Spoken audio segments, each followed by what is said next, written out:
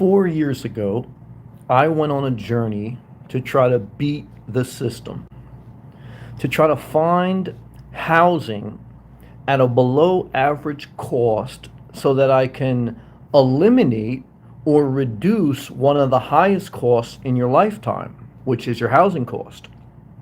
And so when I sold my condo in New Jersey, I said, I want to live by the beach in Florida, and I want to try to figure out how I can avoid having a high housing cost so that I can live below my means, be financially independent, so that I can empower myself and live life more on my terms.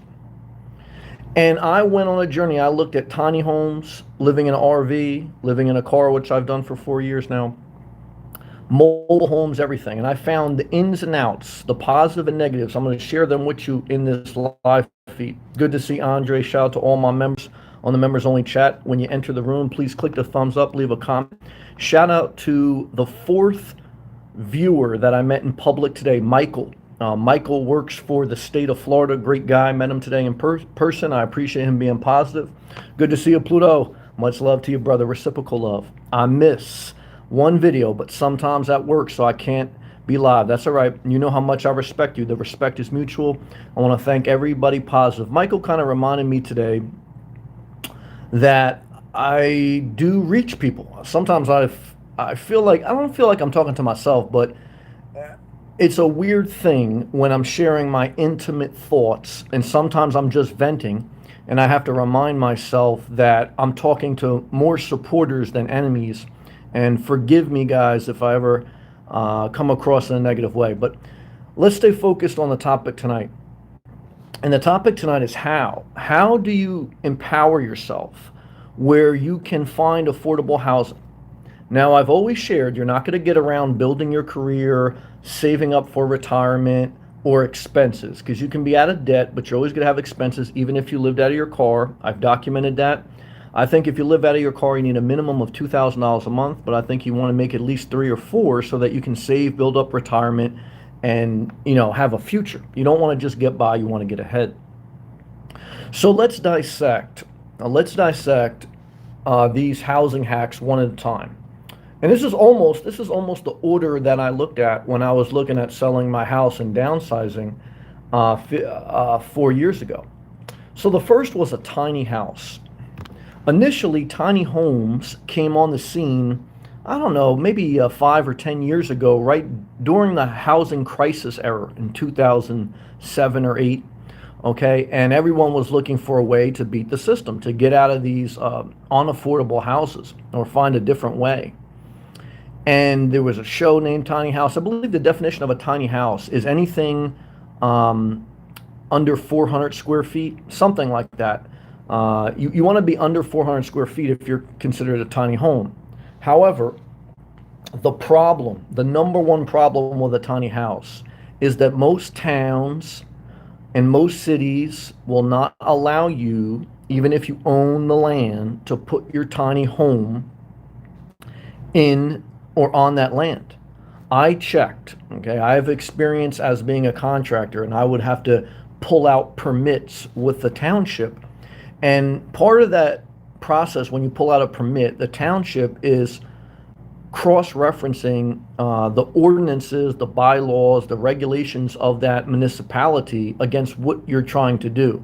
And if you're in violation, they won't pass you, and you can't do it, or you can't live on that property. You can't get a certificate of occupancy. So I checked just about every area on most of the East Coast. I spot checked a couple areas. I called the townships. And just about any area will not let you put a home under 1,000 square foot on land. So in order for you to execute the housing hack of living in a tiny house, you pretty much have to go in the middle of nowhere, whatever state in America you live in the rural areas, and you have to find unrestricted land. There's 2 problems with that. Number one is you're in the middle of nowhere, which means there's not good economic opportunity if you're still young enough where you have to work. You can't even do the gig economy. Number two is you don't have good school systems. If you're raising kids, there's no school systems for the most part. Number three is you're away from hospitals, supermarkets. Every time you need to get something, you're driving an hour away in these rural areas. And the vibe, you're not by the ocean, you're in the middle of nowhere. And that's why you're able to do it. The other problem with unrestricted land is your neighbor has also purchased unrestricted land. So let's say you're a respectable person. You want to build this tiny home, not because you want the downfall of the system, but because you want to try to avoid the pitfalls of the system, which is paying too much for housing. But your neighbor, he or she is on some other stuff that maybe they're raising chickens and they're crowing in the morning. I've seen that. They've got livestock, they're raising dogs, they're shooting their guns, they're doing whatever. And while you respect their right to do that, it's also infringing on the noise pollution that you have. They're riding their ATVs. They're doing all they could do all because they could do whatever they want pretty much. It's unrestricted land. So you can't think that everyone has the same mindset as you when you buy this type of land in the middle of nowhere. Not everyone is looking to buy in the middle of nowhere just to put a tiny home. Some people are looking there as a playground or as a place where they can be themselves. And while you respect them, they may be wild. So let's go back to live comments, and we're going to talk about the next thing here on the subject. Pluto, I'm glad to hear that the nomad life is over, brother. Well, we're still in the process. Technically, I'm a nomad. What is a nomad? Someone who does not have a permanent dwelling. Do I still enjoy the nomad life? Yes, it's very hard to give up. But the main reason why I look to give up the nomad life now is because I've traveled enough and I realize enough about myself. This may not apply to everyone, but for me, I want to spend 90% of my time in Florida. Okay. I only really want to leave if there's a hurricane or to visit my mom on a yearly basis. So the nomad life, the number one value is that you're on wheels and the flexibility. But if you're not constantly traveling, that becomes a liability, not an asset in one sense, because constantly moving around the same general area becomes an inefficient way to live. Because one is now you're on the radar because you're not a traveler, you're a stationary somewhat person that is on the radar of people that are in that area, the cops, and you're not breaking the law per se what you're doing, but you're not living in that town. You're a nomad in that town, and that's a different. Like Rambo. I think the movie Rambo, he was a nomad, but that's the thing. Like he would come into a town, people see you walking, they see you, and eventually, it's like if you're going to stay in that town, you got to become part of that community, or else it becomes not an enjoyable experience. That's my experience. So. Look, plus you guys know, like for me, it's Florida for the win. I mean, I don't want to go to Pennsylvania. I love and respect all my friends there. I don't want to go back to New Jersey really, other than the fall. I've been thinking about that so heavy, and really, I learned that lesson last year when I went back to New Jersey during the coronavirus, and I said, man, I don't like it up here, man. Even in the summer, I just like it in the fall for a few weeks. So, but let's keep going to your comment. He goes, I can't blame you for wanting, your best life in Florida. By the beach, by Latina MILFs. Exactly right. Shout out to you. I believe you went for your best life in California. Most people I know that have a similar mindset to me, they either like Florida, California, mainly because of the weather, or there's some people that like Texas. Again, kind of like the weather vibe also. So, now certainly there's certain people that like the mountains and things like that, but for the most part, most people watching my channel don't like cold weather. They don't like mountains. They don't like the outback. They like tropical areas, or they find me entertaining for some reason. If you do, click the thumbs up. Pat Go, shout out to you. Pat Go says, we fed a chipmunk and a red squirrel that came to camp. Oh, that's awesome. I saw 2 bald eagles in the wild. That's awesome. Bald eagles are vicious. Their claws, bald eagles, they mainly kill their prey with their claws. I believe their claws have enough pressure of like 400 psi. Your average car tire is about 35 psi. So when an eagle takes their claw, what they basically do, they can break the bones in your hand. If an eagle ever got a hold of your hand, if they clamp down, they'll break the bones. And that's how they pretty much kill their prey with their claws. The pressure that they apply, not just the claws digging in the prey's skin, but also the pressure to break the bones, etc. So. Eagles, I believe they're the American bird, right? That's the bird you see like kind of fly over the American flag. So what I could tell you is this. If you go to high school and your mascot is an eagle, you're in New Jersey. Shout out to Edison Eagles. There was a one guy watched my channel. He was from that spot. He came to Florida, but then he went back to New Jersey. Good guy.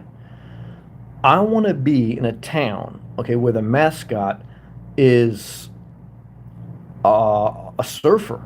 It's a bikini. It's it's a pineapple. It's a coconut shrimp. Okay.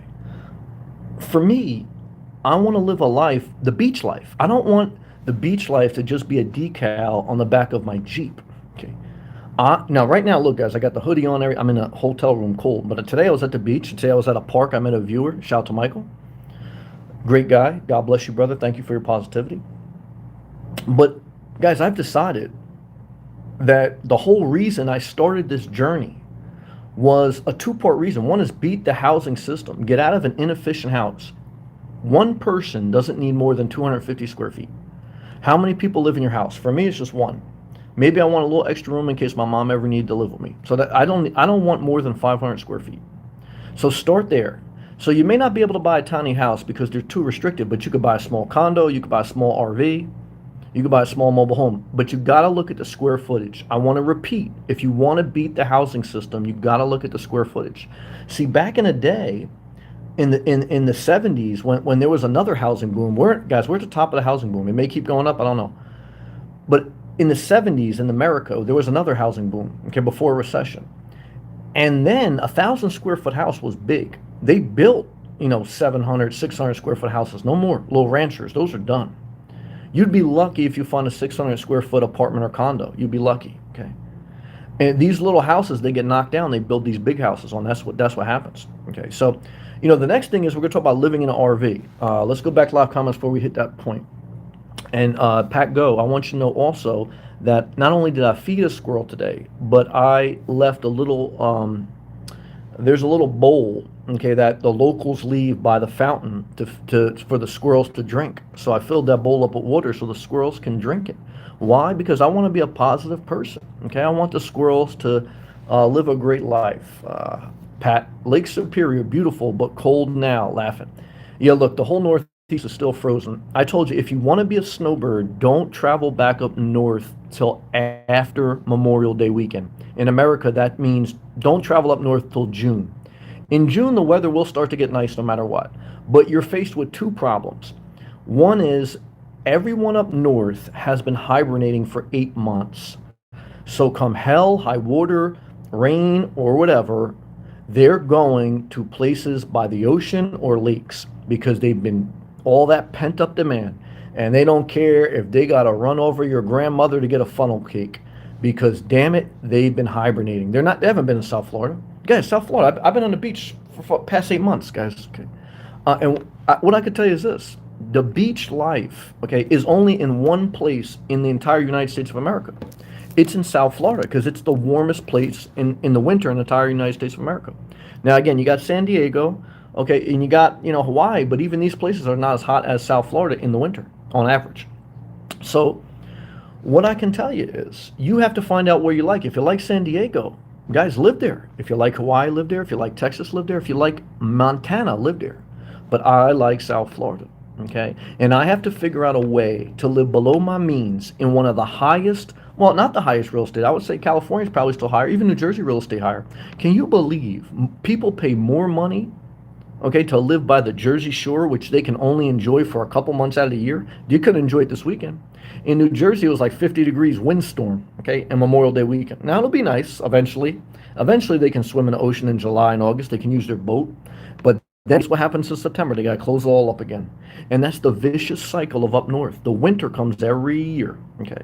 Every year comes, okay? And you get 2 months of beach life. I want 12 months of beach life with the chance of a hurricane at the end of the year. At the end of the summer, you do it, okay? You go back up north, take a vacation then. Let's go back, live comments. Twisted, what's up, man? Positive vibes to you, Twisted. Shout out to all my members, you, Paco, Andre, Pluto, ESP, Suitcase, everyone watching me out there. Click that thumbs up. Positive vibes, guys. I have to remember, and I apologize, there's more positive people supporting me than negative people. And sometimes I talk more to the negative than the positive. Thank you, thank you, thank you, positive people. What I can tell you is this. Okay, I'm grateful. Okay, and I'm pushing forward. I'm showing up every day. I'm not giving up. And what I can tell you is, I want you to do the same thing in your life, even if you're not with me forever. You take a couple principles from my channel. Number one, you show up and stay out of trouble. And even if you're depressed, even if you're angry, even if you got trolls, you will succeed. You will overcome them. Okay. Number two, okay, self-care out the wazoo. Even when you're depressed, even when you're sad, go for a walk. Don't take too many naps. Try to eat relatively healthy. Stay away from the drugs. Okay, and stay away from the unhealthy relationships. Number three, keep a level of faith, even though you will question God and curse Him at times. Keep the faith. Okay. Number four, repeat number one, show up. Because what I can tell you is, if someone doesn't like that, those are your foundational principles, they're bad people, okay? And they want to try to break you, okay? I remember I worked with a guy that there were two like people that were troublemakers. They were trying to break each other. But the one guy was smart. He brought in a saying one time. He goes, "You can't build yourself up by trying to break someone else down." Okay. And some people try to do that. They put more energy into trying to break you than trying to build themselves. Maybe they had an abusive father and they're repeating that cycle. I have a skinny guy, nasty mindset. He talks very nasty. This guy's basically repeating the cycle of his father, even if he didn't know his father. See, he's unwilling to separate from his father to become a better man, so what he does is just regurgitate his father. What I want to tell you is this, guys. There's more positive than negative, but the negative people can be a little bit negative. They're a little louder, a little bit more aggressive, okay? But what I could tell you is keep smiling. Speak to the positive people. And I don't pander, but I want to be conscious that I don't spend more energy on the negative than the positive. There's more positive people, okay? Thank you. Thank you. And what Gloria, thank you. All the positive people, guys, people have been very positive to me. Okay, there's been some negative, there's no doubt. Okay, and I'm gonna always have that. See, what discourages me sometimes, I say, man, even when I'm on my business and even when I do a positive video, there's always that negative person lurking. And I said, God, what type of person would live in this world that you would make this type of person? And it gets me. Then I get even angrier. But then I said, I'm never gonna figure that out. I'm stuck in a world with psychopaths the rest of my life, okay? And I know they got the home court advantage, okay? Because this is the devil's lair ground. This is whatever, okay? And it doesn't even matter if we go to Mars with Elon Musk. Guys, they're nasty people gonna follow us. I don't know why. But I want to acknowledge the good, and I want to tell you guys, look, this is the battle you're in for the rest of your life. Don't lay down too long. Don't take naps. See, the housing hack, okay, is not to get a house so nice that all you do is take naps, okay? And that's part of the reason I'm staying in this hotel. I want to say, can I still discipline myself to stay on a routine where I use a house for what its service is, which is a shelter from extreme weather, or to take a break, or to relax at the end of the night. A house is not there for you to become a prisoner to your house. This is the sheetrock prison I speak of. Many people have become a prisoner to their house, even if they've got it at an affordable price. They bought it 5 years ago. Now they got double the equity, but they can't get out of the house. The house is in an uninspiring area. Their house is in Boston. This guy I met today, Michael, shout out to you, Michael. Great guy. He was from Boston. He moved to South Florida, never looked back. I got a couple of great people in my life I know right now, great people. They live in Boston, and they want to come to Florida. I tell them, come to Florida. Click the thumbs up if you want to come to Florida. If you don't, I don't know why you watch the channel. Some people watch the channel and they hate on Florida. I said, why would you watch a video talking about moving to Florida? Because these are the bad people. You can't, I hate to say it. Okay. They want you to say that Florida is too humid in the summer, but they'll never say that their weekend was destroyed because they live up north and it was too windy. They'll never say they have to suffer through another winter. They'll never say it's crowded in the summer because everyone's been hibernating all week. Or they'll never say it because they're prideful. Okay. And what I can tell you is this. I don't know why they're not watching a video called I Live in Wisconsin and I Love It. It's like, if I love where I lived, I will be watching a video about, like, I want to move to Idaho. I'm living in Michigan and kicking ass. I'm in Boston and we're drinking beers. I'm doing whatever. But I wouldn't be watching a guy barking in his phone in South Florida if I didn't like South Florida. Because to me, I don't know about you, when I look at free porn, I don't look at what I don't like. I look at what I like. Okay? You see, and I want you to learn in life, don't focus on what you don't like. Focus on what you like. That way, you're happier and you're less combative. Because life's hard enough. Don't make it harder. Why do you want to try to change someone else? You're never going to change them. You're never going to change me. I'm never going to change you. I don't want to. I don't want to make you love Florida. People keep telling me, Sam, too many people in Florida. Don't tell them. And I get upset about that. I said, man, I got to tell people this is good stuff. But I understand that mindset, you know. All right, let's go back to live comments. I went a little bit on a tangent.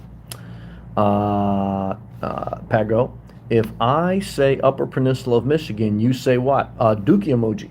Jesus spoke in parables, I speak in emojis. Why? Make it very simple for people to understand. If you say Michigan, I say Dookie emoji. Paco. Oh, I say Raven in the Upper Peninsula of Michigan. Well, I say Dookie, and then I say Raven emoji, and then I say thumbs down. I say ocean wave emoji, pelican emoji, thumbs up. I love you, Paco. Maritas, hey, Maritas, you're very positive. Thank you for all your grace. Maritas, we're not going to get priced out of the housing market. However, you know, we got to be mindful. If you can get a house under 150K and you've lived in this area and you don't have two mortgages, you've sold your house already, then strike. But if you haven't sold your house and you can't find a house under 150K, be careful. But I'm not going to lie to you. It's getting tough. But Mary Taz, I love you. You've been very positive. God bless you. Pluto, I love Florida and California equally. I love and respect you. Florida for the win. Why? It's tropical. California is Katy Perry. Florida is living a vida loca. It's J-Lo, and she's single again, and so am I. Will I do a meet and greet with her? I doubt it, because she basically is on a bad losing streak. I want to encourage everyone that's gone through a breakup. I've been there, and what you say to yourself is, I wish I was beautiful, and I wish I was famous and rich. Maybe not famous, but definitely rich. You wish that you were beautiful and rich. So I want to tell you this. J-Lo is beautiful and rich, but she can't stay in a relationship. Why? One is, again, I think, you know, there's certain people that are more independent. I think J-Lo wants to be independent, but she also wants to be in a relationship. I think she wants her cake and eat it too. You can't have it. You can't both ways. You know, even me, like if I get a home base, am I still a nomad? Well, no. Am I going to still keep the tag name Inspirational Nomad? Yeah. Why? Because I already branded it, put in the work, and still part of my life. I got tattoos on my body that are about a different part of my life that aren't there anymore. It's part of my journey. But I'll be living a different lifestyle in the house, you know. And that's the other part. Let's talk about RV. When you live in an RV, it's a lifestyle, okay? Because you can spend just as much in an RV as a house, so it's not necessarily a housing hack. And the other part of an RV is you have to consider campground fees, maintenance, and fuel. So when you add the payment, whether you buy cash or you get a loan, when you add the payment of an RV, when you add the campground fees, when you add the fuel, the maintenance, you're going to end up very similar to rent, maybe not mortgage, but you're not going to be beating the system that much. And you're not going to have the ability to go where you want. If you find an area that truly inspires you, which I have, the RV is meant to keep rolling. Now, unless you buy an RV lot, that's the other housing hack I found. But an RV lot is all it is a condominium community that instead of selling condos like apartments, they sell condos as mobile home lots. And some of those mobile home lots don't have a mobile home on them, and you could put an RV. So pretty much what you're doing is trying to mitigate the risk. If there's a hurricane, you don't have a lot of liability, or you can tow that RV away or drive it away. And so I like that. I'm still looking at that.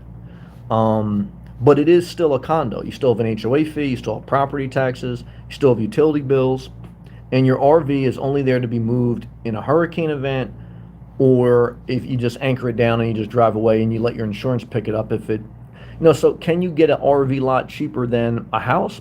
Well, I don't know about cheaper than a house. Maybe it's going to be about the same cost as a condo, you know, between 100 to 150K, 150,000. So it's just, you're not, see what I like about the RV lot, it's a little bit of a housing hack, because for that price, you can get close to being on the beach in Florida in certain areas, and you're not attached to neighbors. In the apartment or condo, what I don't like is if there's a leak, if your neighbor is knocking on the even in this hotel, I've heard it a couple nights, a couple people have been loud, and it's a nice hotel, so, and even when I do my live feeds, I say, you know, as it gets later, I let my tone down. So the issue with any of these housing hacks, and one of them being an RV, is that they have cost that a lot of people don't calculate, which I mentioned. And if you make the RV stationary, what you're basically doing is making that RV a condo. The good part about it is you're not connected to anyone. So it's like a single family. The bad part is you're going to end up in a mobile home or condo community. So it's just part of that. It's not going to have a lot of space to roam. Now, if you buy a house and put the RV there, it kind of defeats the purpose. Because if you're going to get a house, why are you keeping an RV? You're not house hacking, you're just house adding. So, we'll talk about the van and the car next, but let's read some of the live comments. Jay, forgive me for saying the name wrong. Jay Burdata, I'm going to say 99. J99, I'm going to say. What's up, Sam? What's up? Thank you for everything. I had a tough time the past couple days. I understand, I empathize. On a positive note, I made approximately 400 USD, US currency, this week. Well, that's positive. Anytime you can add to your income or have a surplus week, that's positive. I probably lost 3,000 last week. Why? I had a little bit in a risky investment and went down. I tell you guys, if you're going to do risky investments, whether they're single stocks, cryptocurrency, or whatever, make it less than 30% of your net worth. Okay? Have two sources of income, a main job, a side job. Have a fully funded savings account, 12 months of expenses. And, only put a small percentage of your net worth in a risky investment. I understand the adrenaline and you want to do it, but you don't want to destroy your mental health and your well-being, and you don't want to lose the hard money you've earned through risky investments. And there's a scripture that says, be careful when you hoard cash that you don't put it in risky investments. And so that's once you save a little bit and you've paid off debt, which I did last year, and you're at this place. One is like J99 said, if you have a bad day, it feels good to be living below your means because it's one less thing you have to worry about. Okay. One less financial burden. You don't have to worry about that.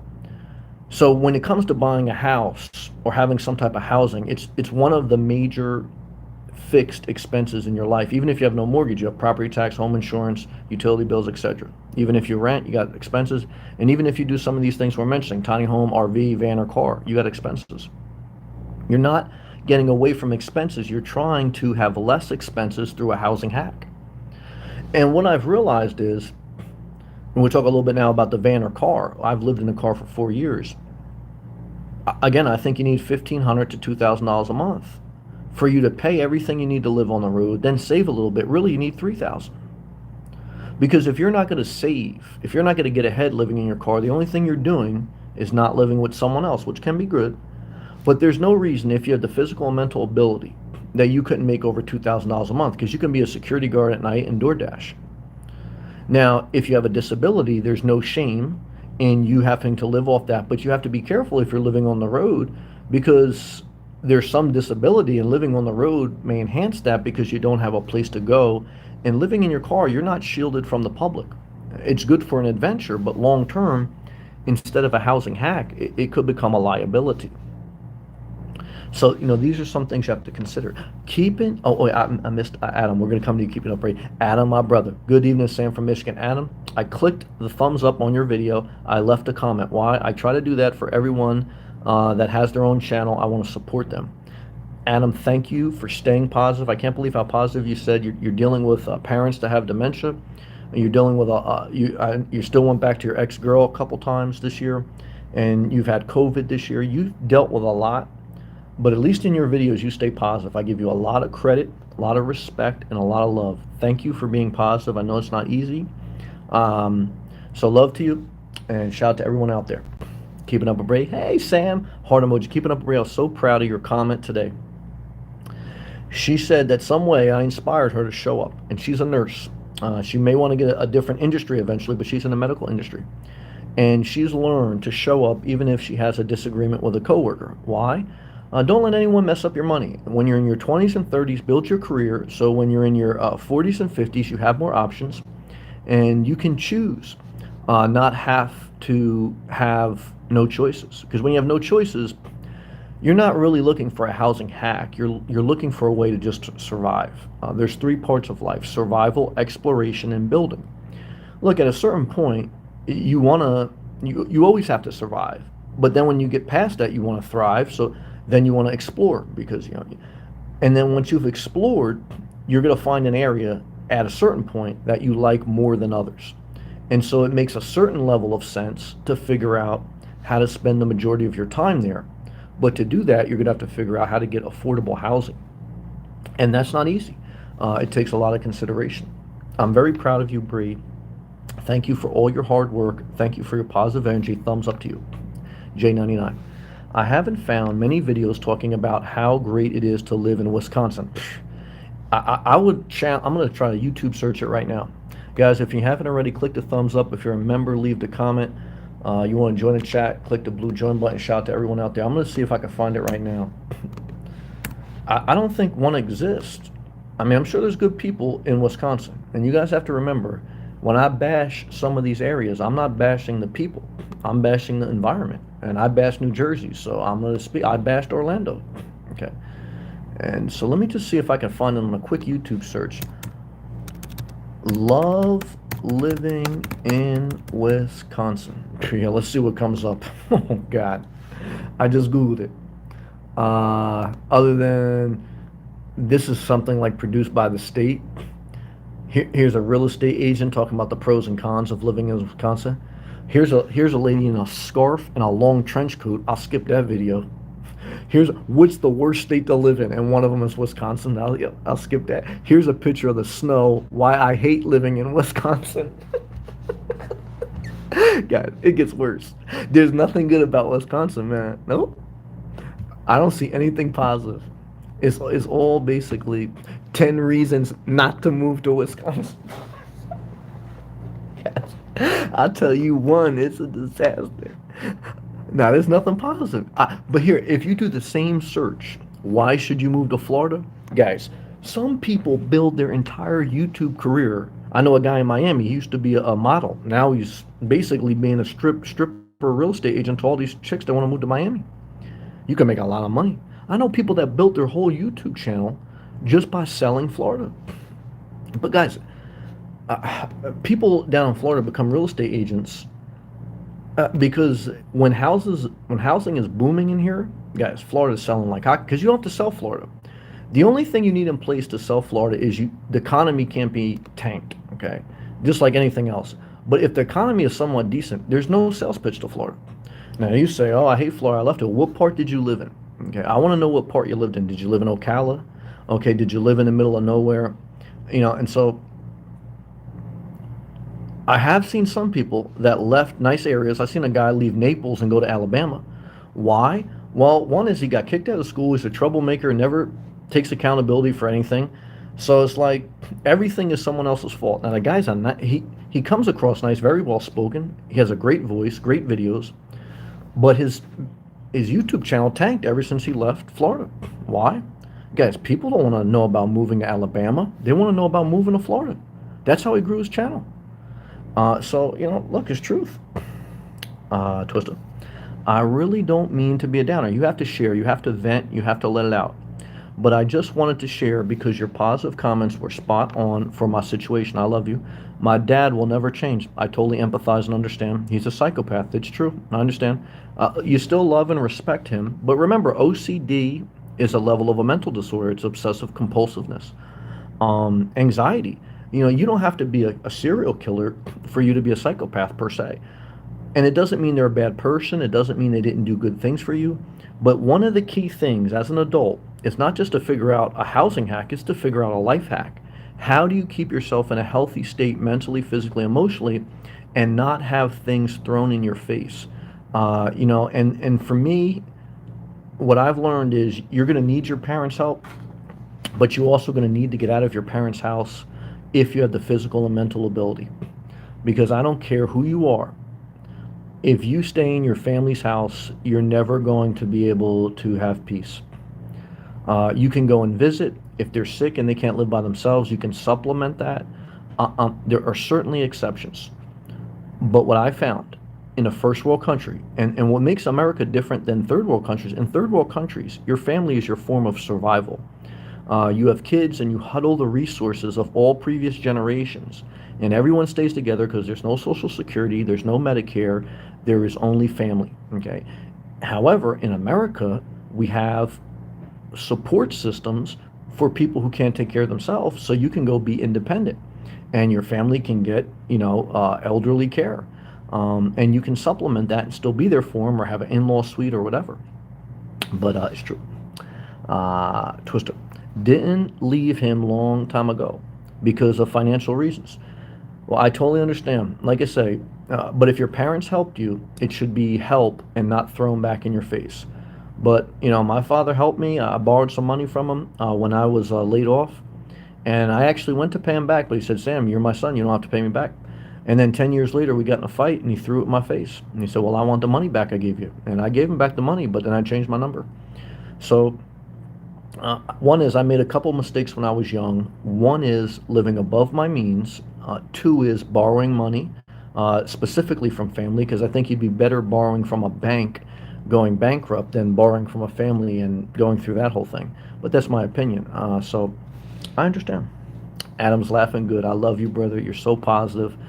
You deserve good things, man, and the grace of God, because I know none of us deserve everything. But I hope, Adam, that you're able to move forward. I know you're in a rocky season, but the season will end, and you'll move forward. Forward. Now, the season of summer never ends in South Florida. Because, again, I'm really sorry. No, there's no negative vibes. Like I share with you guys, you have to let out some of the negativity. You have to be able to vent. And you have to learn to let it go, which I struggle with that myself. And I was sharing in this live feed, sometimes I have to remind myself, Sam, people are watching you because they want to see you happy. I've got so many comments. When I'm happy, I get more thumbs up, I get more views, I get more. People want to see you happy more than they want to see you down. Of course, there's a few that want to see you totally be negative, but they're the few. But what happens is I find myself talking to the few instead of talking to the masses. Now, again, people sometimes too, they want to see that, you're honest. And honesty is sometimes you have a bad day or you have a bad week or you get angry. That's part of life. But people want to see you lead. Look, if someone wants to see you not happy, I don't know why they're watching. And so I have to remember people are watching because overall they want to see you happy. And look, they want some insight for themselves. They want help. Show me something about Florida, inspire me, share with me. And what I'm sharing with you regarding the housing hack, a tiny house is not feasible because you're going to end up in the middle of nowhere. And for most people, that's not the life you want. And if you don't believe me, I don't think you spent enough time in the middle of nowhere. A RV is good if you're in exploration mode, but again, what happens in exploration mode is that after a couple years on the road, you realize that, the country isn't this great place. The country itself you may love, but there's a reason why most people settle in certain areas because those are the best areas. Okay. And most of the land is not inhabitable or not nice. An RV lifestyle has a lot of hidden cost, including the RV, you know. And then the van or car life, which I've lived, to me it's the best life if you're going to live on the road and you're unsure. If you're young enough and if you're healthy enough. Because the biggest risk you take when you try to beat the housing system in a van or car is if you get sick, you get hurt, or you get too old to live there, then you have no exit. If you don't have an exit strategy, if you don't have the resources, you could get screwed.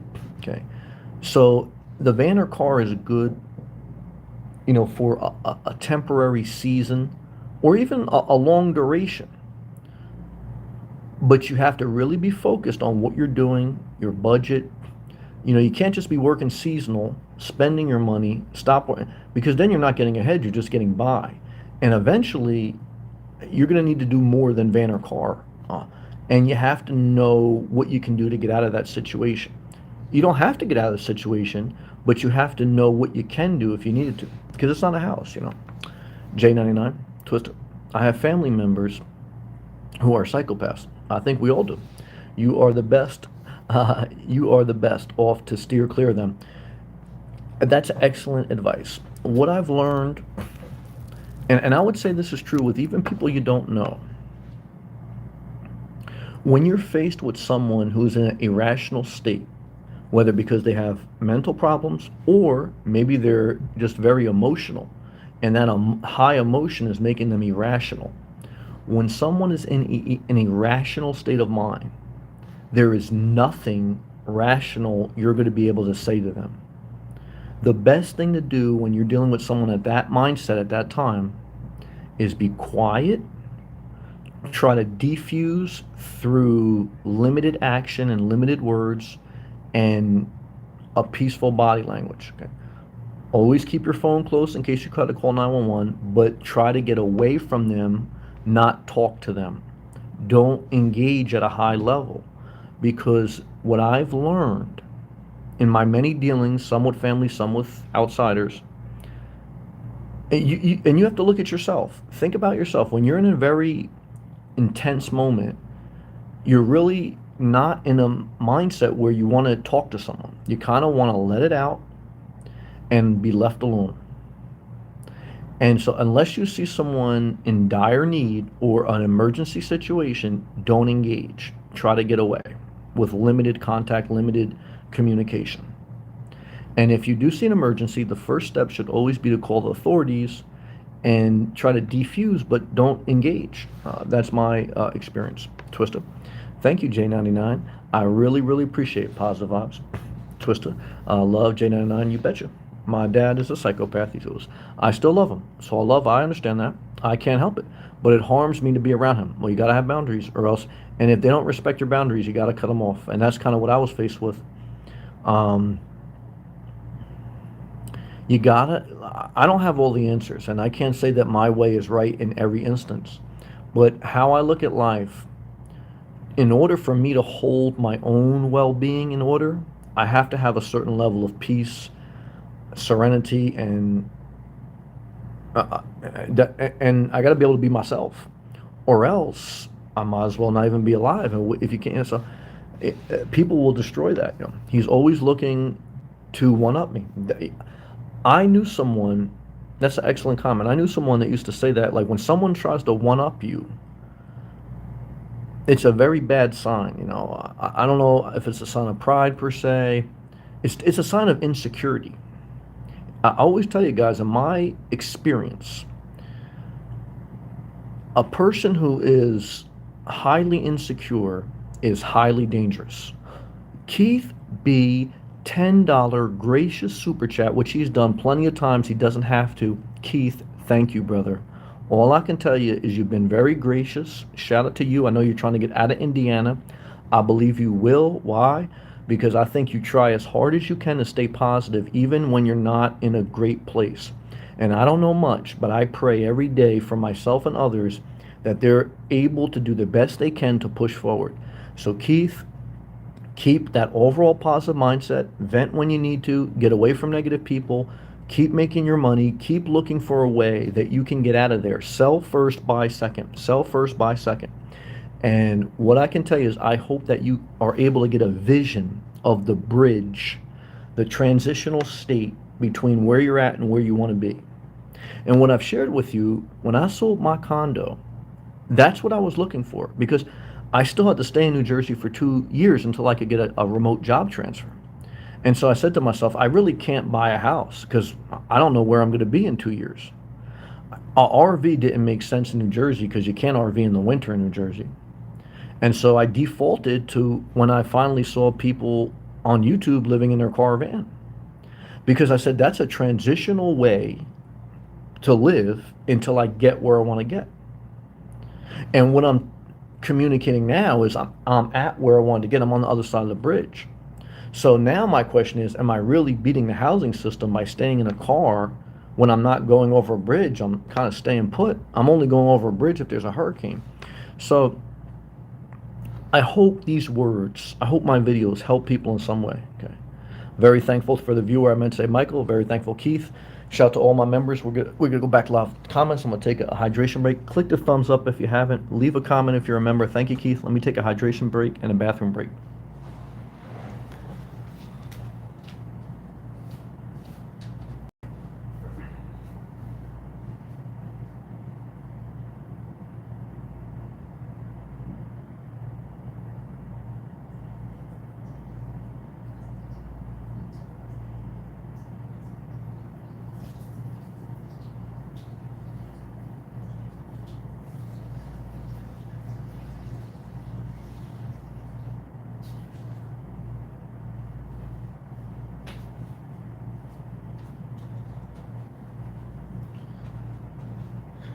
See, and this is what I mean. This is I'm at the season where at the end of the day, having a bathroom, having temperature control, not having to end the live feed because I need to use the restroom, not rushing to the gym to take a shower after the live feed.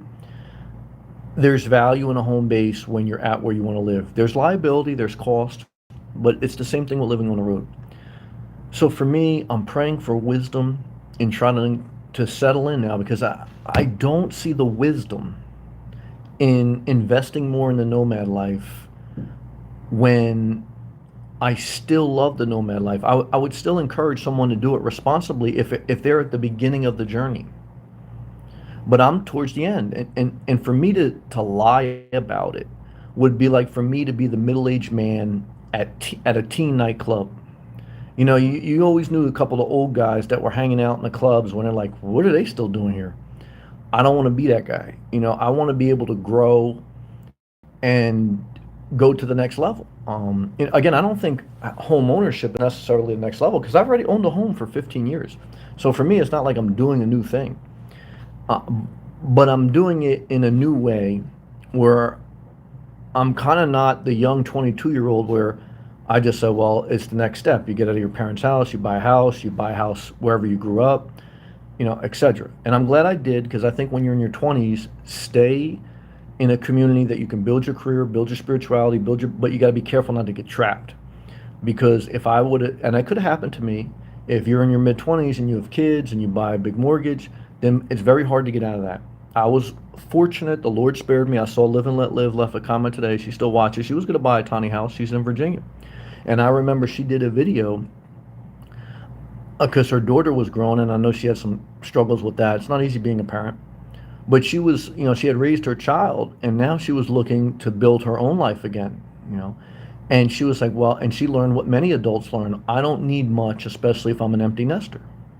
So she thought one way to do the housing hack is the tiny home. And she learned, like I learned, to do that, you got to go in the middle of nowhere. And she did a video of her driving in the middle of nowhere. There's not a lot of paved roads. It's choppy.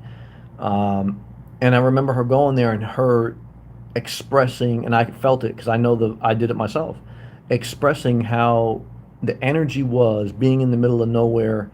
And it was light out. She didn't feel unsafe, but it was a different energy. It's a different culture. Some people like it, but most people don't.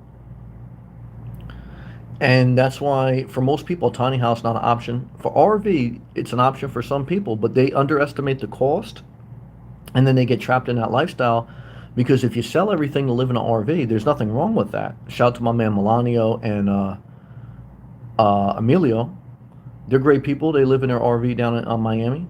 So a lot of great people. I may buy an RV lot and live in my RV and only travel when there's a hurricane. But the thing with an RV is you have to park it somewhere. So you're either stealth parking, or you're in a campground, okay, or you're in a condo community and you buy the lot. What's the best? You know, guys, it's like, you know, everyone has to choose, you know. Thank you again, Keith. All right, let's go back to live comments. Pat, we camped in Lake Superior State Forest. Was beautiful but cold. I never want to experience, guys, below 70 degrees Fahrenheit is a complete disaster. Even the 70s, it's good, you know, in the fall for a little change. Guys, I'm a Floridian. The only time I like it cold is at the end of the night when I got temperature control on. I got to put my hoodie on. Pat goes, we camped by a group of younger folks. They made me laugh so hard I thought I was going to regurgitate. Well, Pat, you got a positive sense of humor, because when I hear that you camp next to a bunch of younger folks, to me, that sounds like smashing beer cans, barking dogs, okay, and maybe some gunshots. Just, yep. We have something in common, laughing. J99 laughing. I think that's Jaybird. Is that Jaybird? Adam. Paco. The Upper Peninsula of Michigan is awesome. While I stand corrected from your perspective. I love you, Adam. I respect that you love Michigan, and you know you're my guy. Pluto. Brother, I'm down almost 2K. That's small peanuts. Now, all I can tell you is F Bitcoin. Yeah, Ethereum and Dogecoin. Look, the cryptocurrency may go back up. I don't know. But like I tell you, no matter what you invest in, pretty much other than the index funds, and even index funds can go down, you know, they eventually go back up because their index funds are pretty much like the entirety of the stock market. and the stock market goes down, and we saw that last year. But if the stock market stays down, and if it, basically you're basically betting that the entire country collapse. And if the entire country collapse, it doesn't matter where you have your money. It's going to be anarchy. So, and it doesn't even matter if you stockpile food because eventually you're going to run out of it. It's like I don't have the answers. I could just tell you the general wisdom of financial health is have an income, have a backup income, which means a side hustle, have a fully funded savings account, 12 months worth of expenses in a savings account, pay off your debt, pay down your debt. And then if you're going to invest, other than, if you're going to invest anything, to me, it should be less than 30% of your net worth. And, index funds, maybe you can do that more, but you got to really understand that's a long-term thing. And I'm not even going to say you can't do some risky things, but the risky things definitely have to be less than 30% of your worth. That way, if you lose them, it's still painful, but you still have your sources of income, you still have your savings account, you still have little to no debt, and even though you're still going to feel sad and mad, you have sanity. It's when you don't have anything, because you threw everything in a risky investment, that's very crushing. And we've all been there to a certain degree. I've always kind of hedged my bets a little bit, but I definitely was more aggressive. And I've learned that, you got to temper that, got to mitigate that. I love you, Pluto. You'll be fine. You'll be fine. You're learning great lessons at a young age, Paco. But I got sunburned in the cold. Well, Paco, you got a great sense of humor. I hope you keep laughing. ESP, I love you. I'm looking forward to your videos every day. Thank you for coming in. Thank you. You've been a blessing in my life, ESP. She goes, I like my compact cargo van setup. I think you did good. Very good for yourself. You're very smart. ESP has an NV200 cargo van, which is like the small Ford Transit Connects. And it's a very low risk, high reward because you can still use that van even if you went back to an apartment. And during the winter in Alaska, she rented out an Airbnb. You could still make food deliveries or Uber deliveries, and you could still have a side hustle. That's a major thing for me because I really like that as a side hustle. And you still get great fuel efficiency, and it's a low maintenance. So, for many people, I think that's a good option. Because you're hedging your bets that if you don't stay in the van life, you're not heavily invested in it, but it doesn't give you a house. You can't fully stand up. Your bathroom is like camping. Not a bad thing, but you just have to know that. And then she goes, she likes the van setup because she is flexible in where you can park and go. I agree. When I decided to do a temporary winter rental, the small van was a decent daily driver. I totally agree. No, I totally agree. I think you made a smart decision, ESP. And I don't want to speak about someone else, but like I know because you watch Nate. Love and respect to him. I don't want to be negative, but I don't know. I mean, he's got the girl now. But hey, Christina. Hey, Christina, welcome to the live chat access. I've seen you all the positive comments you leave on the replay. So one is thank you for your positive comments. Two is I appreciate you. Welcome. Leave a comment. Let me know your story, whatever you want to share. But ESP also says, and it was easy for me to pick up and go again, and I was ready to get back on the road. Yeah, I mean, great flexibility, right? Like, because there are some condo communities that I looked at, even if you're renting, you can't have a pickup truck or you can't have a commercial van. I think those little cargo vans would fly under the radar. So you have to remember, like, you have to think about that. Even if you were renting, in some apartment complexes, they don't allow vans or pickups. So a regular car to me is the best, or to me, that the NV200 is like an SUV. It's not really like a van. And so an SUV or a car is ideal, especially if you already have it and you're healthy enough and you got the energy and young enough to live in a vehicle. Again, the downside of it is there's an emergency. You have to have the resources to get off the road, whether it's your money or whether you have a subsidized house. I have a viewer, Gail. She did great for herself. I totally empathize that, one is she's a senior. She has subsidized housing, but she likes to be on the road. And I understand that because, look, the neighbors could be a disaster. Even being a hotel, I experienced a little bit. And there is something special to being outdoors more alive. But she knows, like I know, at the height of the summer, which is the end of July and August, even if you don't go, you want to know that you have a place to go back to when there's extreme weather, whether extreme cold or extreme heat, or you get extremely hurt. I'm not saying you have to own property. I'm not saying you have to have a subsidized apartment. I'm not even saying you have to have a rental. I'm saying you should at least have the resources to do something. And if you don't, then you need to look at a subsidy so you at least have a backup in place to hedge your bet if something bad happens on the road. Most likely it won't, but you have to be prepared if it does. Love to you, because all you're doing is mitigating risk. Love to you again, ESP. Thank you for your love. Jay Bird's laughing. Good. Laughter's good for the soul. J99. I'm going to move to Cali.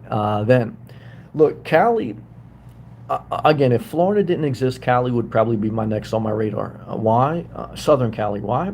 Because I think I filter everything by ocean. If it doesn't have an ocean, I'm not there. So I always tell you guys, you have to treat how to find your dream location as if you were treating how do you find your dream match on Match.com. You know, when I was in my early 30s, I went on Match.com after my breakup with the Asian MILF. And I said, I got to find someone at least to supplement this pain. And so when I went on Match.com, I would filter. You'd filter, I want to meet an Asian girl. She got to be between 35 and 45 or whatever you're looking for, right? Okay. I got to meet a Pakistani girl. I got to meet a whatever guy. The guy's got to be at least 6 foot. For a lot of you girls, you care about that. Whatever you like, you filter by what you like. Okay. So you can eliminate the things you don't like. So for me, when I look at the 50 states of the United States of America, I filter by 2 things. One is I got to be by the ocean, and 2 is I don't want to experience winter. So for me, the only choices left were Florida, Arizona, and Southern Cal. I eliminated Arizona because it's got no ocean. I eliminated Southern Cal because I'm really not a West Coast guy, and I like a tropical environment, not a subterranean environment. Shout out to my man Big Plan Dan. And the final thing is, again, the warmest place in the entire United States of America in the winter is South Florida. So I don't want to be in the second warmest. I want to be in the warmest. See, some people get upset about 90-degree weather. Today it was 90 degrees. Well, no, actually today it was a little bit cooler. Maybe it was like in the 80s because we had a cool breeze. It was nice. But yesterday it was definitely in the 90s. Okay. And so it gets hot in the summer and humid. But I like humid. I get a lot of negative comments on my channel like, oh, it gets too humid in Florida. I'm not going to lie it and say some extreme times it doesn't happen in the height of the summer. But I like it moist. I like it humid. I don't like it dry. And some people can't understand that because they like it dry. And I understand that, but I always go back to them. Why are you watching a video about moving to Florida? You should be watching a video about moving to Arizona. And then I say to myself, Sam, don't talk to people who are being negative. Talk to the majority of people that are agreeing with you. And that's who I'm talking to tonight. Let me take a hydration break. Frank and Kat, I haven't got to you. Thank you again, everyone. Welcome, Christina. Appreciate you. Thank you again, Keith. Click the thumbs up, guys, if you haven't. 67 people watching, 45 thumbs up. Thank you.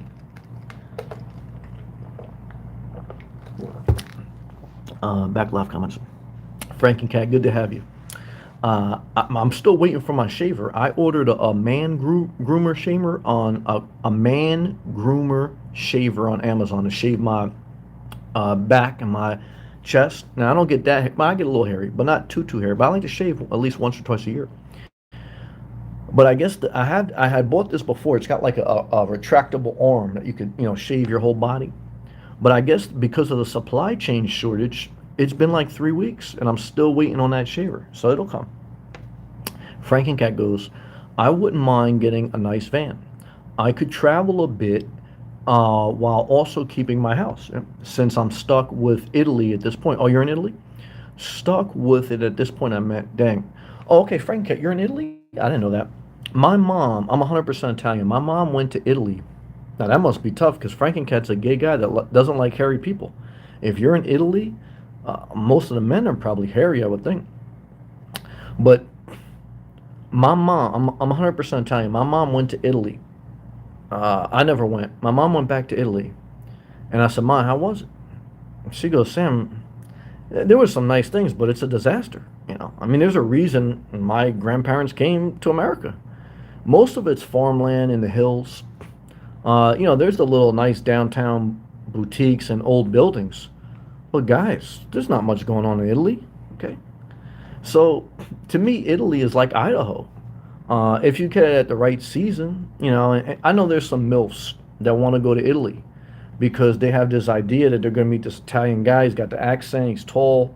They're going to go to this cafe that's not Starbucks, but it's very got good stuff. Suitcase, shout to you, man. So they have this fantasy that they're going to meet this Italian guy, like Love, Pray, and Italian. What was that movie with Julia Roberts, Love, Pray, and Eat or something? I don't know. But the reality of Italy is most of it's like hilly country land, and the other part of it is like a tourist trap by the Leaning Tower Pizza. The truth is, you'd be better off getting pizza at the Jersey Shore, okay, and dating an Italian guy there. That's truth. But for me, I'm not trying to date an Italian guy. I'm not trying to be at Jersey Shore. I'm trying to be in Southeast Florida, having a side piece as a Latina MILF. Okay, because I don't want to date. I don't want to hurt people. But I want to stay positive. Love to you, Frankie Cat. Keith, thank you again, man. Very gracious. Thank you, Keith. J99. I see a lot of 60s and 70s Volkswagens surfer vans. That was remember, the hippies were the first group that really popularized the nomad life, the anti-culture life. The hippies, the hippie movement happened in the 1960s and 1970s in America. Why did it happen? Well, it was the younger generation revolting against the powers to be in the government because Vietnam was going on, and the younger generation felt that Vietnam was a useless war. There was a draft. You were forced to join the army, even if you didn't want to. A lot of famous people we know got away from the draft because they were rich and powerful and they were able to get out of the draft itself. And it became a contentious issue for years, okay? People bashed Muhammad Ali for speaking against it, and other people say you're not American, and they were like, no, we shouldn't be forced to fight a war for people that we personally. It was this whole thing, right? Even the TV show The Wonder Years documents that time in history. So eventually, now you fast forward 40 years later, Vietnam, we're close allies with them. A lot of goods are made in Vietnam. But at that time, that rebellious youth had formed an anti-culture. A lot of California is based around the hippie movement. The problem with the hippie movement was they were right to rebel against the traditions of the regular society, but they went too far, where they went total anti-society. So, and then what happened now is a lot of people who were hippies in the 60s and 70s have become ultra conservative because they felt like they were misled by the hippies. And they feel like all the hippies are in the colleges, they're professors teaching the children these liberal ways. But the truth is, guys, there's balance in between those two extremes. For me, New Jersey was kind of like people say it leans Democratic, but don't forget we had Chris Christie for 8 years, who's a Republican,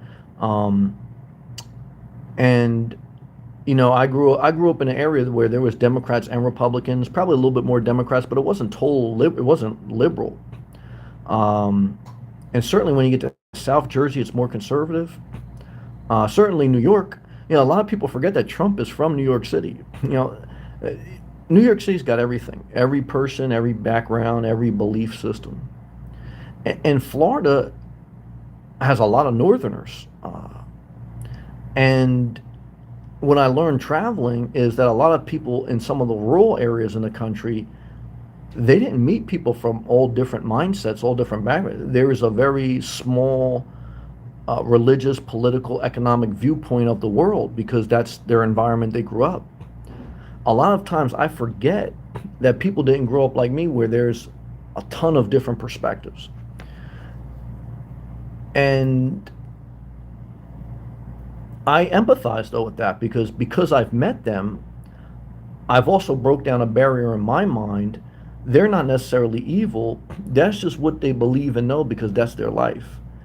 I'm not saying I'm always right or they're always right, but I remember Malcolm X said this. He said the more he traveled, the less he looked at things racially, because the more he realized he traveled the world, not just America and not just one area of America. He realized that even though there's certainly racial aspects of what he was speaking about, there's no doubt, but there was also bigger bigger perspectives beyond race that cause people to divide and cause inequities.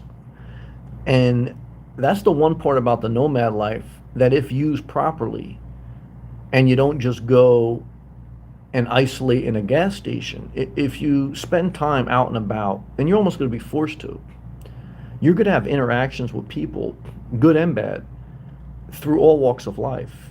And you're going to realize there's just good and bad people in all walks of life. And the more you experience that, the more you realize, like even today, like, I met someone, I know they have different beliefs on me on some things, but we had a very positive interaction. And I was very grateful for it. And it kind of reminded me, like, Sam, even though, I feel a certain way about certain things, other people have other ways, and it doesn't necessarily mean they're bad people, you know. So let's go back to live comments. Keith, I appreciate your words. Same to you. I appreciate your channel. Thank you. Love to you. Same to you. From the ghetto, Indiana. Yeah, I know a lot of people been in Indiana. They didn't like it. I'm gonna get down there. I know you will. You're a positive person.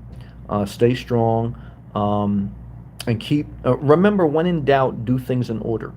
When in doubt, do things in order. That'll keep you focused and making progress. Frankencat at ESP. Yeah, that sounds like some kind of vehicle I'd have to have. I'd like to have. Yeah, that would work out good for you, Frankencat. NV200, Maritas. I'm so glad that in my younger years I worked 2, 3 jobs. I don't have the energy. Yep, I totally agree with this. Now in my 60s, I wish someone had told me back then to live beneath my means. Though, thank you, Maritas. Yeah. See, there's 2 parts of financial freedom. Maritas touched on them. Number one is, you got to produce an income, however you're going to produce it. And for most people, that means working some type of job. What's good is now in 2021, you don't have to work a standard job at a standard industrial plant for 30 years. Again, there's a lot of unique jobs, whether traveling nurse, remote project manager, gig economy, and for the laziest security job. I did a video, top 3 laziest jobs. I know how hard it is for some people just to get out of bed. And what I could tell you is, muster up all the strength you can, work the night shift as a security job officer, and sleep in your car. Guys, most of the security officers at night, they're sleeping. And I'm not saying I co-sign that, and I'm not saying you're going to live this great life. But hey, guys, if you're going to take a nap, I'd rather you take a nap on the job. I'd rather you make some money, man. So,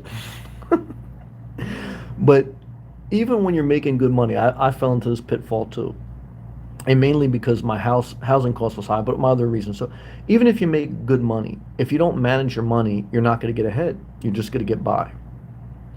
And I found myself like that in my late 20s. I said, damn, I'm working overtime, I'm making good money, but I'm not getting ahead. Why? Well, the first reason was I really didn't know my budget. I just knew at the end of the month I could pay my bills. That was mistake number 1. And then I started listening to Dave Ramsey. He helped me. And then I just started to research financial literature. And what I found is, it's pretty much basic. Your income has to be greater than your expenses. You have to know the gap difference, how much the difference is, and then you have to allocate that gap towards certain things. You can't just spend the extra. Whether you save it, pay off debt, invest it, whatever. And then you have to know the risk involved in each one you decide to deploy your resources. Because there's no guarantees, there's only risk management. And what I realized is there's 3 main costs in life. Number 1 is having a kid. That's the highest cost. I was spared. The second highest cost is having a house. And how many kids you have decide how big a house you need. The third is buying a car. Obviously, the subcategories would be college loan debt, consumer debt, etc. But for most people, having a kid, having a house, having a car, those will be your top 3 expenses. So obviously, look, how do you hack having a kid? Well, one is get a vasectomy or use birth control. Or for me, I know some people disagree, and I respect you, but I have to respect myself. I believe that if you're not in a good place to have a kid, I believe you should get an abortion. I was supposed to be an abortion, and to be honest with you, I wish I was sometimes. However, I make the most of my life. And regardless if you're going to have the kid, have the kid. But after you have the kid, then maybe think about the vasectomy then. And then number two is, with regards to housing, you need a certain amount of space for you to have your peace. Your children have a separate spot, your spouse, your dog, whatever. But if it's just you as a single person with no kids, you have a lot more options because you need a lot less space. Okay, most people who buy a house have a family. Um, and that's also why they don't make too many houses that are very small, because most houses are engineered for a family. The average American family has two kids and two pets. Remember, a pet is like a child, so be careful how many pets you have. Um, let's go back to live comments. Keith, Mary Taz, I agree. It's hard in the 60s. Mary Taz, yes, Keith. All I want to do is finish working and leave Cali. I can understand that. Where do you want to go again, Mary Taz? ESP, at Frankencat. Are you currently in Italy or you just own property there? I heard that Americans can buy a home in Italy for $1, really? As long as they fix it up. I never heard that. That's interesting. Christina, welcome again. I look forward to reading your comments. Forgive me for being a little late on them. Adam, welcome, Christina. Thank you, Adam. Maritas, welcome, Christina. Christina, smile emoji, join the chat. Love to have you. Although I mostly listen, I appreciate you. Happy to be here. Great to have you. Thank you for leaving a comment. Welcome to the most non-committal relationship you'll ever be in. To me, that's the best part, but thank you and love and appreciation. Frank and Cat laughing. No ESP. That was a typo. I just have my home and 3 acres. Oh, in Texas. Okay. Love to you, Frank and Cat. Yeah, I mean, Texas is a good state. I mean, definitely over the years, the economics have grown there. Um, there's a lot of rural parts. It's a huge state by landmass. So there could be poverty, there could be economic opportunity. The weather could be suspect. You could have tornadoes, you can have hurricanes, you can have hail. So, for me, again, you don't have the Atlantic Ocean. And if I don't have the Atlantic Ocean, I need the Pacific Ocean. But I prefer the Atlantic Ocean. And so how do I filter where I want to live? By those factors. By the ocean, weather, I need a hot, and then obviously you need to be able to make a living. You need to like the culture, the vibe, the energy. ESP. Shout out to the cleaning company that watches me from Texas. Love to you. ESP. My NV200 is classified as a commercial vehicle. Is it? I didn't know that. Even that small one's classified as that? That's a good comment. Well, if your vehicle is classified as a commercial vehicle, you may not be able to park it in certain apartment or condo complexes, because most of them have bylaws against commercial vehicles. She goes, but if you, oh wait, it's a commercial vehicle because it is a panel van. Okay, I had one of those, but I had a Ford E250. A panel van means it has no mirrors, I believe, on the side or back. But if you get the passenger version with the windows, yep, there you go. It isn't. Same vehicle. That makes sense. Just has windows and more seating. Oh, that makes sense. Frankencat. What, Sam? You didn't hear that George Strait has some oceanfront property in Arizona? He'd tell you. If you buy it, he'll throw the Golden Gate in for free. Yeah, I understand that. What I can tell you is this, man, is that, yeah, if someone's trying to sell you oceanfront property in Arizona, it's the banana in the tailpipe. Suitcase, great to see you, man. Rock on emoji, sunglass face and palm tree. I know you're in the Tampa area. I'm not sure if you'll be heading up north soon, but stay positive. Remember, you do get more flies with honey than with vinegar. Remember, most people are not looking to backstab you, even though there will be some that do. But remember, smile, show up, and avoid the drama, avoid gossip. Remember, don't put more energy into other people than yourself. I know you're out there making videos about Kwame Brown and stuff. Man, what I tell you is put that energy into yourself, man. Because what I've learned, I remember going to Shea Stadium in Queens when Darryl Strawberry played for the Mets. And I waited outside Shea Stadium for 2 hours waiting for Darryl Strawberry to get an autograph. We went to the game 2 hours prior to get a parking spot. Then we watched the game for 2 hours. Then I stayed after the game 2 hours. This is 6 hours, 8 hours I've been there. Because I wanted so bad to meet Darryl Strawberry. Finally, Darryl Strawberry comes out of the area where the players leave. And there's only me and a couple people there wanting his autograph. You know what Darryl Strawberry did? He walked right past us. You know what I learned that day? I still love Darryl Strawberry. But these people are not thinking about you the way you're thinking about them. So don't pour more energy into them than you pour into yourself. Enjoy the entertainment, enjoy what they provide, but never pour more energy into their life than yours. Because what they'll leave you is waiting for an autograph, and you put your ass on the line, you were making videos about them, and they don't think a second thought about you. Because I guarantee you, Suitcase, if you get in trouble, you think Kwame Brown's going to make a video about you? Hell no. Okay. And so what I can tell you is this. I learned this lesson a long time ago. And even though I still have to get corrected myself, unless there's a major issue, don't even pour too much energy into it. And I don't know the major issue because I don't know. I know there was a controversy. I don't even know what happened. So I don't want to speak in ignorance on if there was a major issue that needs to be spoken up on. But what I can tell you is this. Even me, I fail sometimes. I say, Sam, don't get caught in the woods, meaning that don't get caught in the mud. Once in a while, I address something because you got to address it. But you also got to let it go. Because if you don't let it go, every good thing that you have to offer gets overlooked because you're caught in the mud with people that ain't thinking about you. And so you got to be careful. Christina, nice fantasy, great food and natural beauty. Yeah, part of living simple is so you can enjoy the food you want, whether it's coconut shrimp or Starbucks. For me, I've really learned that the simple things in life enhance your life. And when you can afford to buy Starbucks when you want or coconut shrimp, that's what, to be honest with you, that's really what makes life more luxury. There's that saying, you can eat like a king, meaning that you can eat what you want. And it doesn't mean you should eat like, a bunch of Chick-fil-A every day. But there is great empowerment in being able to go out to eat or buy whatever you want, whenever you want, with regards to food. You feel like, you're the king of the castle or queen of the casa. Love to you, Christina. Frank Cat, have no desire to leave Miraca, I guess that's part of Texas, except probably to go to Canada. Really? Shout out to my man Brent from Canada. And Tony, shout out to Tony. Other than that, no desire to leave the country. Yeah, I respect that. Everyone has a different desire.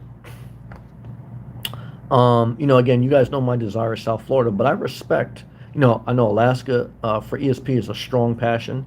I had a viewer that loved San Diego, strong passion. So I respect that other people have other passions. And I do think that you have to have a desire to do something. You can't just be forced to do it. I had a viewer that kept wanting me to go to Arizona. And initially, I was very respectful. I said, no, I respect that you like it. I said, it's not for me. I don't like the desert. But they couldn't give it up. They kept, pushing me to go to Arizona. And I'm like, yo, what you doing, man? It's my life, And it was sad because we were, that's the weird part about YouTube. It's like, you can be good friends. And then, one thing comes up. And, it goes negative. And, like any life, I guess. But yeah, I lost a YouTube friend because we had a big argument about Arizona. And I felt like she was pushing me to go to Arizona, and I don't want to go. And then, because you know what happens, when someone pushes you. First I say, well, I respect if that's what you like, I don't like Arizona. And then they say again, well, it's hot in Florida, you should go to Arizona. And I'm like, I don't want to go. It's good. Really, you should just try it. Shut the fuck up, I'm not going to Arizona. And then you get upset because you feel like they're not respecting what you just said, That's how it happens. ESP Canada emoji flag. Is America yeah, I agree. Cat laughing. Yeah, Canada is it's like North, it's America. Again, America is a continent, not a country, United States of America, because North America, Canada still exists. So it's still on the same continent. That's true. To me, Alaska might as well be Canada. That's true. Adam, if you go to Canada right now, they're still on lockdown. That's true. You won't like it when you can't leave. Yeah, I don't even like it because it's too cold. They got the universal health care, but to me, again, not enough to get me up there. Christina, what a lot of people don't know is that Indiana, I'm in Fort Wayne. Okay, you're from Indiana. I never heard of Fort Wayne. Lots of amazing parks with lakes. great natural beauty, and people are hospital and kid. No lockdown in Fort Wayne. Let me look up Fort Wayne, Indiana. Yeah, look, I would say most people I've met, I would say the further south are probably a little bit more hospitale, a little nicer, I should say. Um, Fort Wayne. Oh yeah, it's a city in Indiana. I'm looking it up now on Google. Isn't that amazing? You can just Google something. There's no ocean by it. So let me just zoom out to see where this is at, because I'm really not familiar at all too much with Indiana. So if I zoom out, yeah, it's landlocked. I do see some lakes. I see a zoo. But if the more I zoom out, it's like southwest of Detroit and west of Cleveland and southeast of Chicago. It's right below Michigan. So uh, it is fact to say that Fort Wayne, Indiana, is closer to Canada than it is to Florida. So if you're living in Indiana, you what separates you from Canada is Michigan and a bunch of lakes. And that's an interesting statement. Again, I grew up in New Jersey, so really Fort Wayne, Indiana is pretty much a straight line west of New York City. So if you just drew a straight line east, you'd be in. So we were at the same like latitude. Okay, so I understand that climate. Um, I need to be in a tropical climate, but I respect what you're saying. I appreciate you sharing that. Adam, yeah, I'm near Kalamazoo, Michigan. Let me look that up. That sounds interesting. Kalamazoo, Michigan. Oh yeah, it does come up. A city in Michigan. That man, this is some wild stuff, man. I want to be respectful, but you guys know I'm throwing up in my mouth, but not. I just, it's very tough for me to look at this image, but I have to. I love you guys. Yeah, it's not too far north of Fort Wayne. It's like an hour north, probably. Yeah, I respect it. Love to you guys. ESP at Adam. You can't cross the border into Canada now, except for in a rare circumstance. And then you have to drive straight through the lower 48 with no stopping. They fine you if you break the rules. That's interesting. Maritas. I'm just going to drive and visit different places. I have no places to stay if you have places to stay if needed. I think that's Idaho and North Carolina. Also have a good savings set up for having a hotel if needed or something every so often. Well, there you go. I like your plan, Mary Taz. Yeah, that's a good plan. Sounds like you're getting ready to hit exploration mode. Shout out to you. ESP. If they let you cross, you're talking about Canada now, the only stops you can make is at a gas station. I know those stations. And you have to pay at the pump. Oh, yeah. I always tell you guys, man, no matter how nice you are to that gas pump, they always want money. It's true. No going outside, no going inside the station. I didn't know that. I know in New Jersey you can't pump your own gas. I know that. Yeah, someone's got to pump your gas for you. I think it's one of the only states that still does that. Andre Sam, this past Wednesday was 94 degrees Fahrenheit. He's in New Jersey. Thursday was 87. This morning was 47. Cold during the night. Turn the heat back on. It's a disaster. And when it's hot up north, because it's not as humid, at least not until mid-July, it's like a stingray. When it's hot in South Florida, it's like a sauna, and it gets juicy. People pay to go to a sauna because they want to sweat. See, I don't know why people get upset with being humid. Don't you like the sauna? Some people don't like the sauna. But I'm not going to lie to you guys. Look, as we get into June, the weather will get nice in New Jersey and the northern states. Once we get to the middle of July and August, it's going to be hot everywhere. You're going to need an air conditioner pretty much no matter where you are except the mountains. Once we get into September, that's when you want to be in New Jersey or September and October. Those are the months that the northern states are kicking ass. Okay, and that's when they take the win. Okay, and that's when South Florida and everyone they take the L because that's the like boiling point of hurricane season. People are tired of the heat. They want a little break. And, your ex-girl is posting stuff on Instagram like, it's hoodie season, I'm going hayride, and you're like, that's why I left you. I don't want to go no hayride. So Pat, did you know Lake Superior is closer to the North Pole than the equator? Well, I didn't know that off the top of my head, but if I had to guess, I probably would have guessed that. Thumbs up to you, Pat. Go. Adam? Yeah, I froze my butt off outside last night in the tent. Oh, you tent camping? I saw the video. I didn't know you were a tent camp. At 4:30 in the morning, I was freezing so bad, had to go warm up the vehicle for a couple hours till the sun came up. Well, shout out to you, man. Again, I watched your video. When I slept in my car when it was negative below zero, a couple nights I did that. I had 3 layers of socks on, 2 layers of clothes, thermals. Once in a while, I'd get up in the middle of the night, start my car.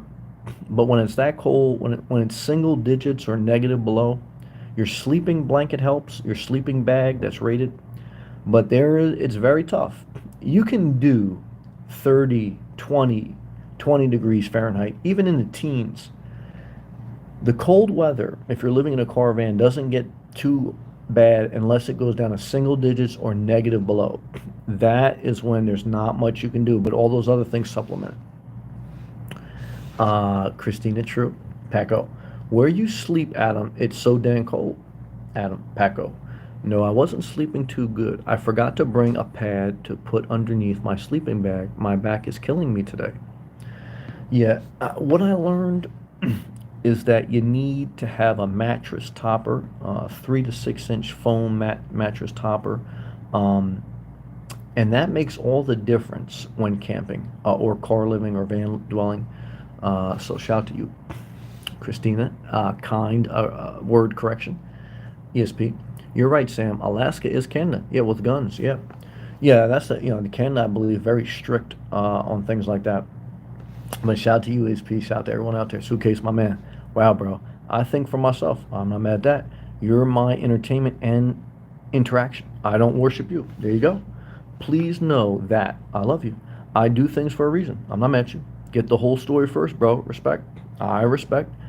I appreciate that. You're mad at me. You don't like me anymore, and I respect that. I don't know the whole story, so you're right. I understand, and it's totally understandable. But that's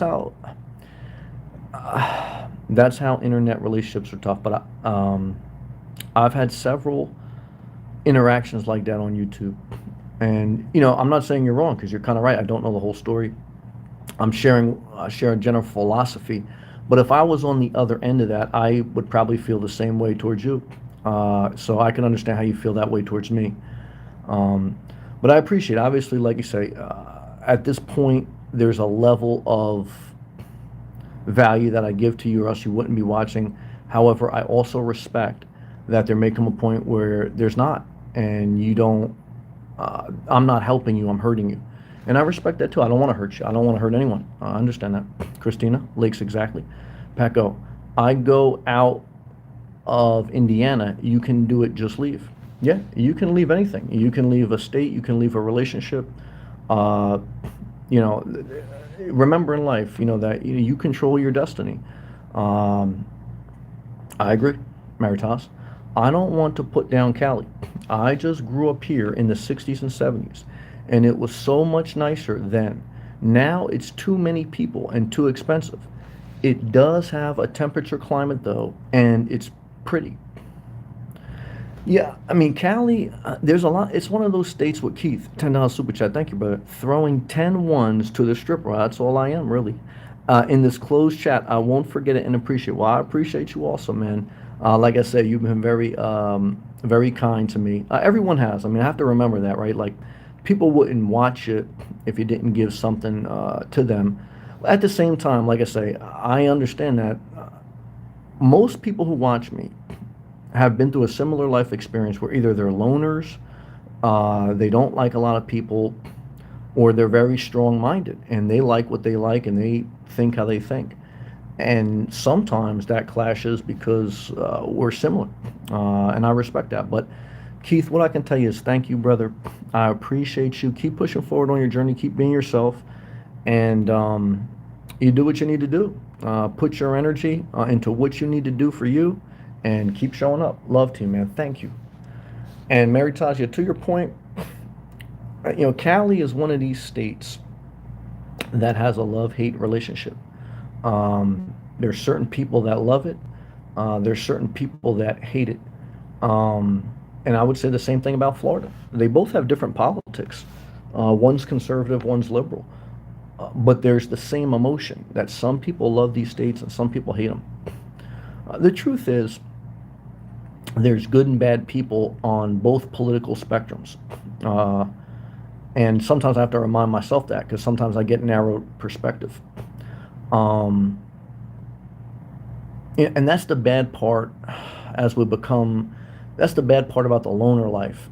Like most of my life, I've not, even though I've always liked to be too much towards myself, I've interacted with so many people. And when you interact with people, it's going to be different than online. Online, you're sharing a very intense moment in your own internal mindset. But when you meet people in real life, you're not going to be that intense. And if you are, it's not wisdom. I mean, it's like online, you could be very intense. You're sharing your own thought in your own space, right? In public, guys, it's a shared environment. It's common respect. It's, you don't have to agree with them. You're not going home with them. Online, you're in someone's home, or you're in someone's mind. And so there's that conflict where you have to, this is my mind, you agree with me. And I feel the same way. And that's why online gets very intense in the comment section. Why? Because you're exchanging internal thoughts, And I don't care who you are in this world, there's no one you agree with 100%. And there's no one that agrees with you 100%. It's that, and there's a reason that you don't get along with some of your family members, just like there's a reason that I don't get along with some of my family members. So all I can tell you tonight, thank you for watching. I hope my words helped you in some way. Love to you, Christina. Thank you, Keith. Thank you, all my members. If you haven't already, guys, click the thumbs up. Thank you for watching. Keep doing what you need to do for you. And that's it. Thank you. Thank you, Christina. I got very attracted to the intensity and honesty. Well, I appreciate that, Christina. Like I say, when I met someone today in real life, I'm always like, how's this going to play out? Because I meet people and I stay to myself, but then someone says, oh, I know you. And I was like, and I'm always like, and shout out to Michael, I met someone. And I always say, look, I'm online, I'm sharing an intense moment. Sometimes I'm sharing a calm moment, but I'm letting you guys in a very intense space. And so I never know how that's going to play out. And I really don't like that because I'm by myself. So, but what I've learned through meeting people is that there are other people listening. And even though this person I met, I know there's some philosophies that are different than mine. But we kind of focused on what we agreed with and what we connected with. And to be honest, if we met in the comment section of one of my videos and we were exchanging our thoughts, we would probably end up in an argument, maybe, because we had some different philosophies. But in real life, as long as the person is overall decent, even if you have different philosophies, you're not going to be exchanging in that intense moment. But that intense moment is good because whether you're talking about your passion for Florida, your passion for whatever, people need a spark, something very intense, However, you always have to separate the intensity and reality. Okay. Like I said in one of my videos today, like if you're in a dark room and you've been taking a nap all day, go rip your shades off. Now, to be honest with you, if that's what it takes to change your life, I think rip your shades off. But you can't go around life ripping shades off every day, right? It's a spiritual push to start the engine, and whatever it is, but it's not. But you also can't get caught up in the gimmick. It's not a thing where I'm trying to put on a show.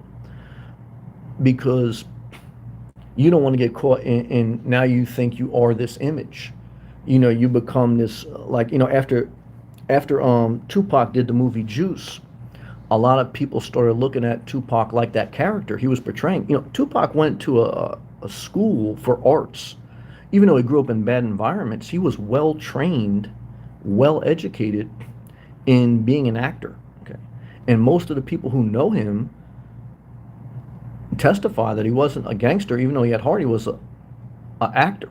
He got killed by a real life gangster because he punched him.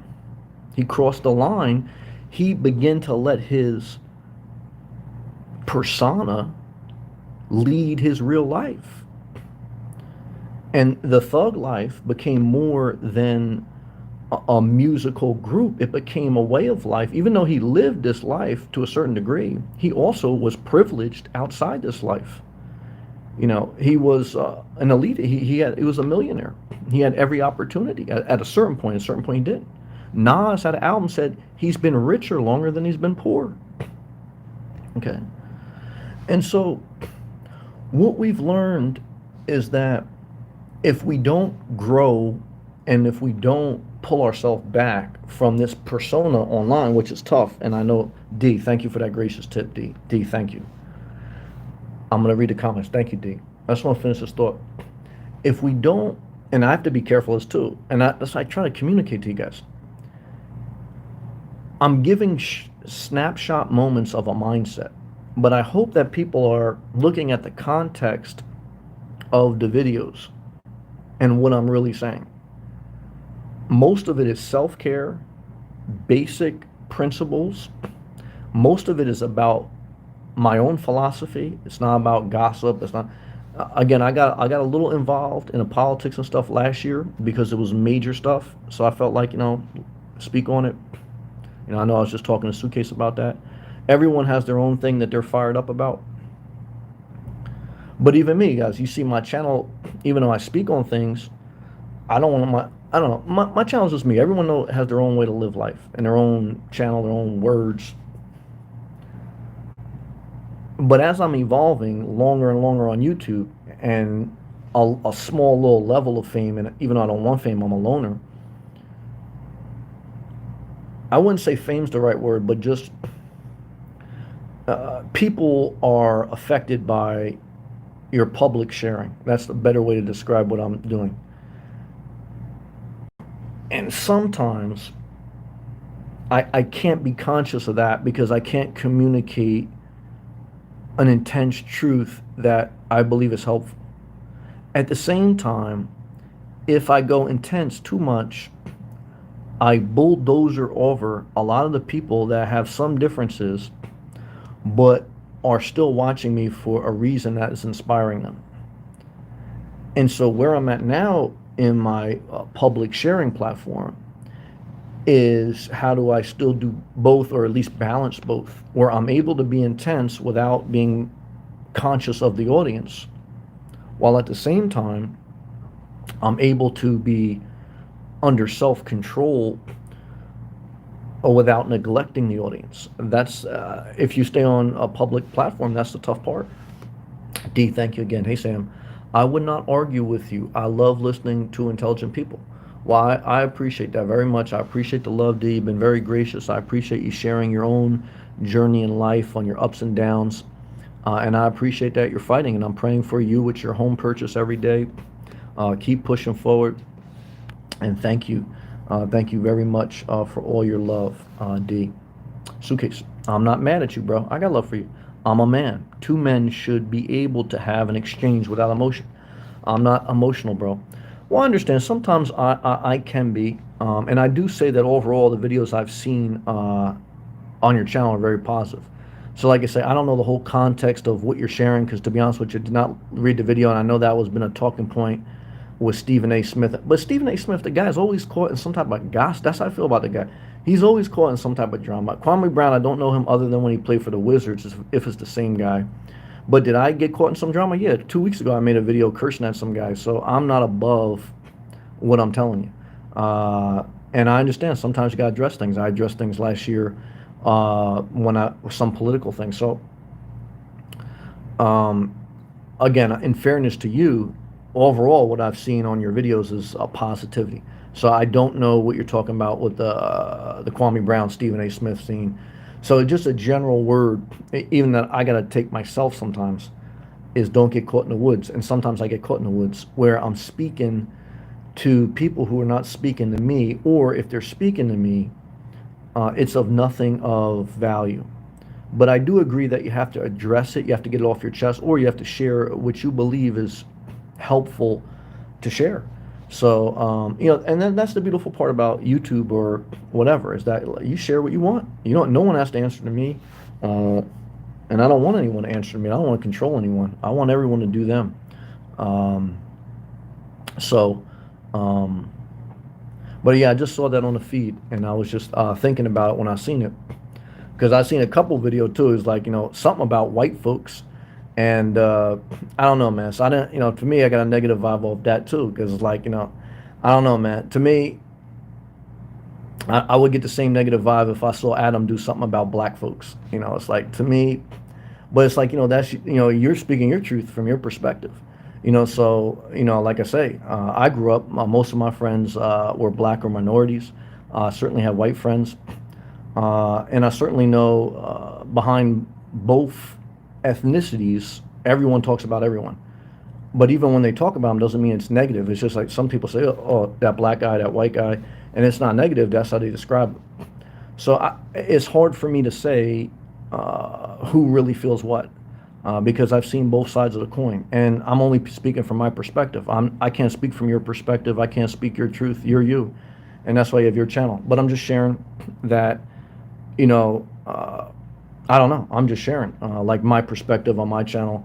But like I said, that's your perspective on your channel. So, but it's kind of good for me to articulate what I see and what I feel, because that's the whole reason you have a channel.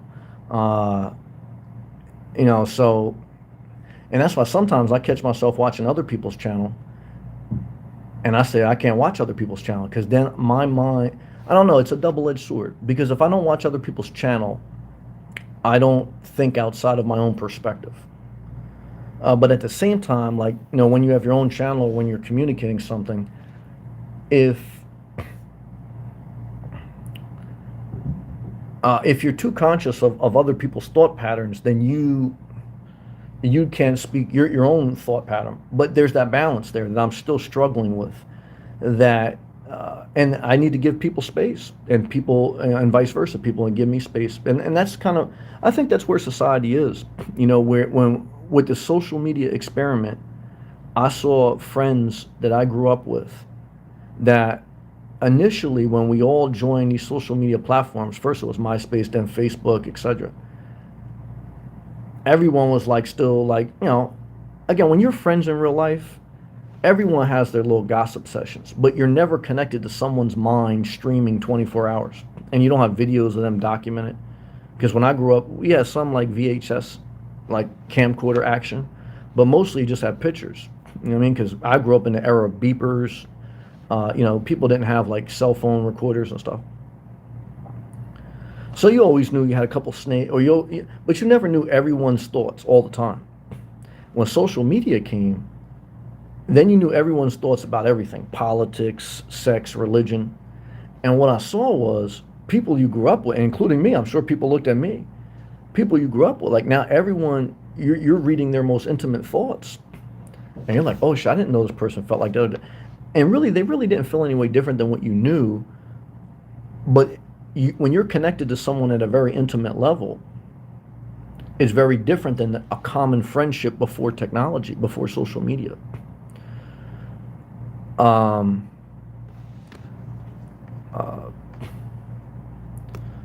Suitcase says I'm misquoting it. Well, let me look at your channel so I don't misquote you. I apologize. I don't have a problem apologizing if I was wrong. And again, I didn't. Let me see. But I do think it brought up a good conversation. Well, let me see. Let me see. I'll see. Love to you, Suitcase. Now, let me be fair to you. One is, let me read your last video titles. Happy Weekend was an hour ago. That's very positive. 7 hours ago was Kwame, all caps, exclamation mark, don't let up, rock on, 100 emoji. Then The next video you had was you gotta hate sometimes, exclamation mark. Then next video, another sunny day, sun emoji, bird flying. And then he goes, how about another one? So let me look at the one I was talking about.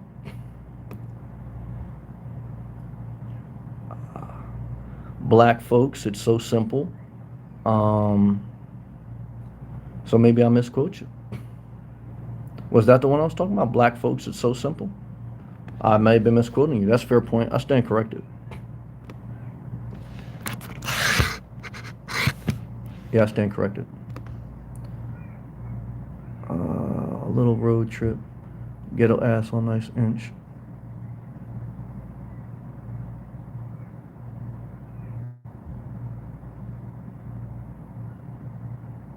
Yeah, no, you're right. So far, what I see, my fault. Um, Christina Legs, Keith. Thank you again, Keith. Christina. I read that. Twista. It's straight to the beef. Twista. To find the same conversation in real life with someone would be a needle in 10 haystacks, and still, they'd stab you in the back eventually. Well, there's no doubt about it that everyone talks about everyone to a certain degree. A backstabber would be someone who maliciously, intentionally is looking to hurt someone else. But as far as someone talking about someone or disagreeing with someone, I think that's just part of human nature. I don't think any of us are going to be 100% all the time. I haven't seen it with anyone, including myself. So I think that between a backstabber are two different types of people, but the same type of person. Again, I understand human nature, and even myself. There's a scripture that says I don't even trust myself, and I don't even trust myself 100%. I mean, as far as like letting people down or doing the wrong thing. I mean, I know that I'm not out to hurt people. I know that I certainly am not looking to get in people's way or cause them problem. But I certainly don't think. But there's a reason I'm a loner, is because for me, I understand human nature. But at the same time, people have been positive to me. I've been, of course, I'm human. Right? So I've had negative experiences with people. But I would say, if I look at my life, I've had more positive than negative. So, it's the duality that we have to kind of come to grips with in our mind, Christina. Freedom to agree to disagree. It's a tough thing, and I struggle with that too, and then we all kind of look at things through our perspective. Like I was just telling Suitcase, I guess I was scrolling through my feed, and I see titles, right? And I'm looking at them through my perspective, and I'm interpreting them a certain way. And I'm reading too fast, and to Suitcase's point, maybe I misquoted one of them, and I didn't look at one of them, but I read the title. So this is part of that human experience. There's been certainly people who've watched my videos, and they'll just read the title, and then they'll leave a comment. And I said to them, did you listen to the video? Now, the same thing is thrown back in my face, because did I listen to Suitcase's video? Did I? No. So, again, it's that duality in life where sometimes we think we are above that which we are criticizing, and we're not, including me. Now, certainly, though, there's people that are never going to admit that, or never going to change that. They're going to be stuck in this mindset. So, like I say, I'm at this journey now where you share your life publicly, you're going to see errors, you're going to see failures. How do you deal with that without deleting, right? I mean, I know one person who does videos. I'm not going to say they're all wrong, but when they go too far, and I'm not saying you should never delete a video, you should always do whatever you need to do for you, I would, but they constantly delete videos. So I said to myself, well, of course you're going to look good if you never share when you're wrong. If you never say, well, I was wrong here, I made this video in error. And so, again, this is part of that online experience that I was briefly talking about. So even though I was misquoting. I'm still glad I got into the conversation because it's a tough conversation to have, but it's part of the human experience in the technology era. Is like I say, growing up in the 80s and mainly 90s, technology was starting, but it was nowhere where it's at now, where you shared your life so publicly. You'd be lucky if you had someone's beeper number, and if you'd be lucky if you had a beeper, and even the two-way pagers. But I didn't grow up when you had cell phone footage of everything, when you knew everyone and their mother's thoughts on every political issue.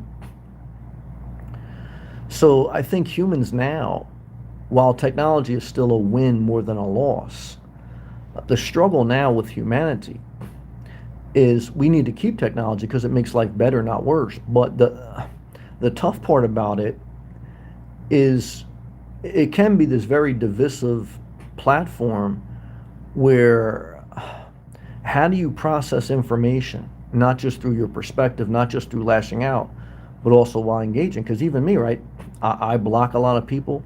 Um, I kind of like pick very quickly who I want to listen to, who I don't. So, but that's just how I choose to run the channel in my life. But I'm acknowledging that I'm not going to say that's just 100% correct. For me, it's a survival tactic in a I love you too suitcase, and I appreciate you correcting me. Um, I'm trying to maintain my mental health while doing something very mentally hard. Um, Sharing your life publicly is very mentally hard. Now, people say it's very easy, and I'm not going to say, like I said, I worked in a ditch, so I understand hard work. But doing YouTube may not be physically hard, especially if you don't edit. I really don't edit, but it's mentally hard. And many people who've started their own YouTube channel and don't do it, I'm not going to say they can't do it because I think they're very talented and I think they have something to offer, but I think they realize that the risk reward is not worth it. Um, and even many people who, beyond YouTube, just had a Facebook account, they've closed their Facebook account.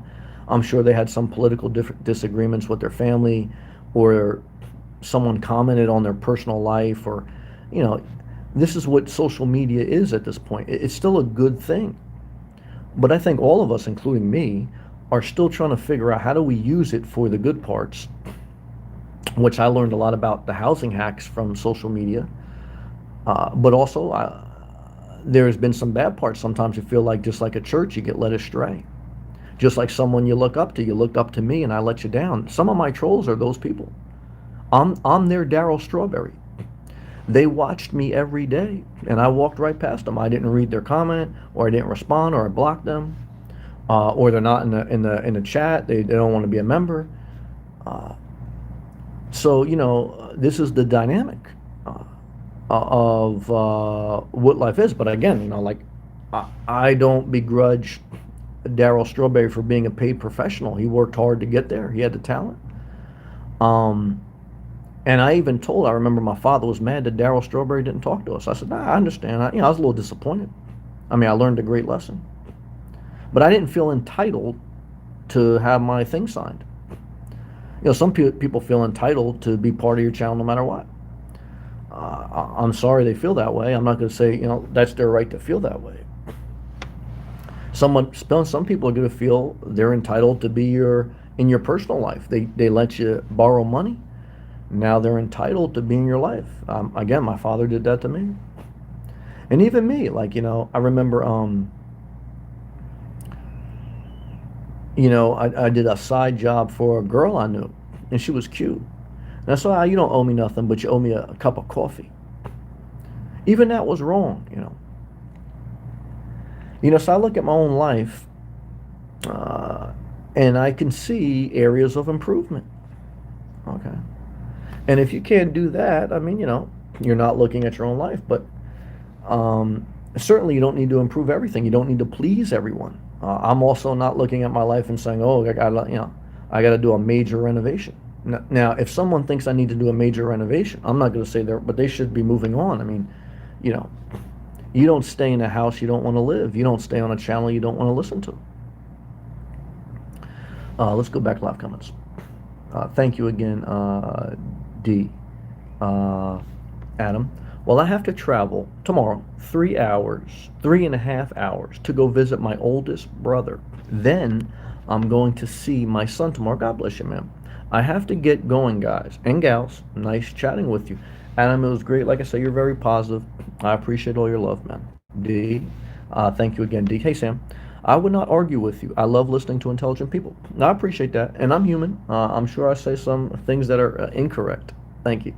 Christina, safe travels, Adam. Yeah. Adam, thanks, Christina. Christina, I agree with you, D. Thank you both. Twista, take care, Adam. Maritas, off to walk the pup. Have a good night. You too, Maritas. Thank you for your positive attitude. I hope you're able to get out of Cali and do your journey, which it sounds like to be a nomad, to figure out where you want to live, how you want to live, who you may want to live with. Maybe you want to live with no one. A lot of people I think on my channel are somewhat loners. But we all certainly need someone to share with. Beyond the side hustle, it is good to share with people. But I don't know, that it's tough, It's tough. It's not an easy thing. Keith, good night, Sam. Great group of people in here. You're one of them, Keith, so thank you very much, brother. You keep pushing forward for your best life. Suitcase. No, there you go again, Miss Quinn. You got me on that. I'm not gonna lie, you got me. Christina, you're just communicating your journey. It's true. Feel free to continue to speak your truth like you do, including your perspective on other channels. It's all good. I'm enjoying this. Yeah, and sometimes I'm wrong. And so, like I say, if I'm wrong, I'm wrong. No excuses. Thank you. Thank you, Suitcase. D. Twisted. Read up about narcissists. It's opened my eyes and helped me not to fall in their traps anymore. Yeah, I haven't read fully up on narcissists. Well, let me Google narcissist. I know a lot of people use that word. I guess we're all a little bit of a narcissist. That's not how you spell it. Narcissus. Narcissist. There it is. The definition of narcissist is a personality disorder, one of several types of personality disorder. It's a mental condition in which you have an inflated sense of a person has an inflated sense of their own importance, a deep need for excessive attention and admiration, troubled relationships, and lack of empathy for others. Well, one is, I definitely would say it's a negative attribute, but one is, I would say that any successful person has to have a somewhat inflated sense of their importance. You have to have a high self-worth. So that's one part where you can pretty much look at anyone who is famous or anyone who has done something great. They had to believe in their self at a high level. However, so you can say that's a characteristic. However, the word excessive and the lack of humility is definitely where it goes from having high self-worth to being a narcissist. So, but there is a line. And then obviously troubled relationships, I say we would all have some, but I would definitely say you could look back at some people and say, look, this person had major issues all throughout. And then a lack of empathy. Yeah, I mean, a lack of empathy, which we probably can all have at times. I mean, I make jokes and stuff, but certainly, again, there's a line where, look, there's someone who will feed a squirrel and there's someone who will shoot a squirrel with a pellet gun if they're eating their bird feeder. So, Suitcase, love to you, thumbs up. Twisted. It's a low-key war for the people who go through it. Oh, what's that, online? Maritas. Good night, Maritas. Thank you, Twisted. All right, guys and girls, I did the best I could tonight. And I thank you for sharing with me, building with me for this moment in time. I think we got something out of tonight. I want to thank you. 2 hours, 2 hour live stream. So I'm exhausted, physically, mentally, emotionally. But at the end of the day, you should be exhausted, because that means you poured out what you had. Are there going to be some parts that were bad? I don't know any day. Certainly there's some days where it's Ice Cube. Today was a good day. Everything kicked ass. Those are very few. That's why it was a great song. Most days are a mix. Some days are very bad. obviously have a peaceful night's sleep, right? Because my favorite part of church sometimes was, you wish someone peace. Okay, peace be with them. And even people I met through all different religions, that was a common slang that, sometimes they would say it in a different dialect, but it would be peace. And the reason, wishing someone peace is a powerful thing is because there's a lot of anxieties, there's a lot of disappointment, there's a lot of memories, there's a lot of failures in life. Whether you lose money in investment, you had an argument with a friend, you debated politics, or whatever. Someone cheated on you, or you're thinking about an insecurity in your own life. Um, Keeping your sanity and a level of peace is not uh, easy. Okay.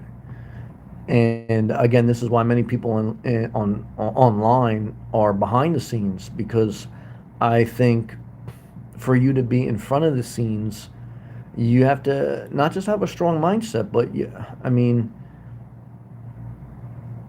you got to have a strong mindset. You got to have the grace of God, because life itself, even if no one was watching, is hard.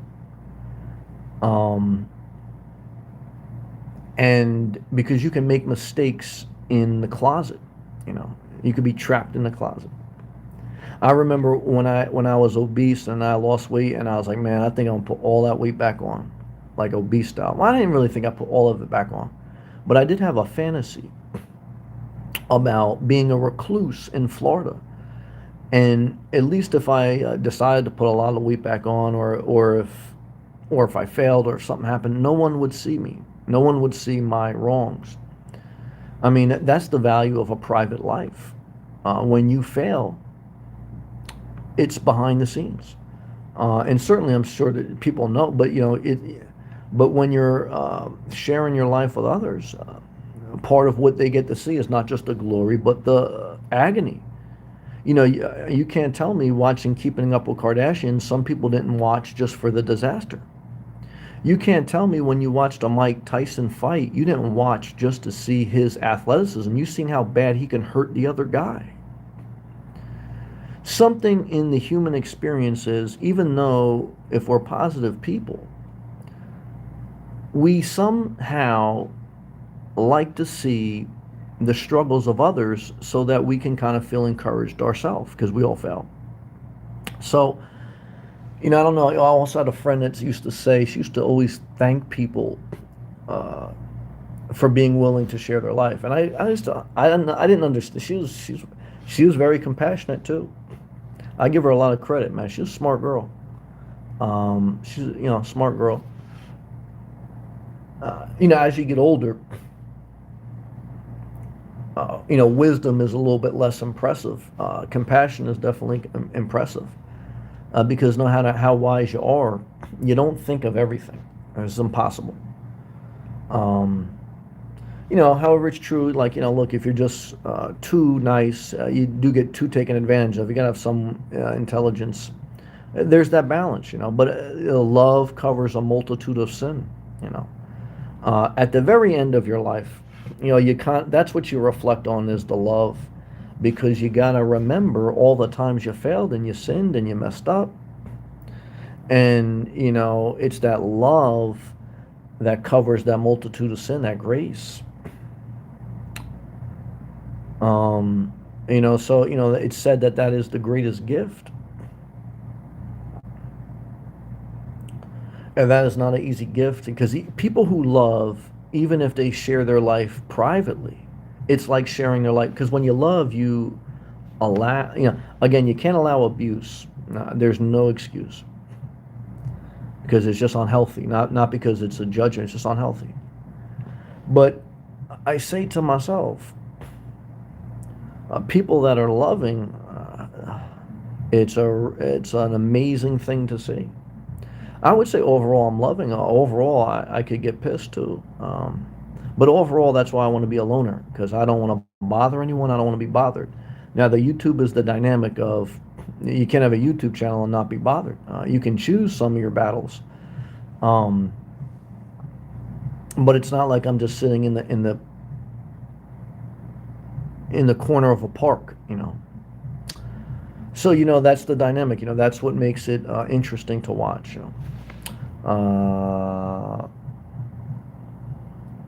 Twista also said the high self-worth is confidence. With narcissists he's referencing, it's more like they're super insecure, so they rise to the top by crushing people. That's possible. Twista, good night, Sam. Good night. Good comment. Thank you. D, thank you, Sam. Everyone have a good night. D, thank you for your positive love and support. Twista, good night, D. Good night, everyone. Love to you, Twista. Thank you for your positivity. Christina, good night, Sam. Sweet dreams. You're a cool friend. Well, I appreciate your love, and I appreciate our friendship. It's Roderick. What's up, man? Great to see you, Sam. Love those that show love back. Yeah, and I thank everyone. I would say most people, 99%, even the people that we've had disagreements or they've left the channel. Most people have treated me, even a girl that I had a disagreement with online, she had left a comment today. Look, online relationship is just like any relationship. You got the disagreements, the arguments, but again, it's a dynamic. That's why I'm single, because I don't want to deal with any of them, because they're too hard to get over for me. I'm not saying this for everyone. So they're a little bit easier online because you don't have to live with the person. When you got to live with someone, I can't do it. I can barely do online relationships. And but again, like it's like I know myself, so I'm not saying I'm this right person. I'm saying I just try to stay out of the way. But the problem with that is if you stay totally out of the way your entire life and you never share your life,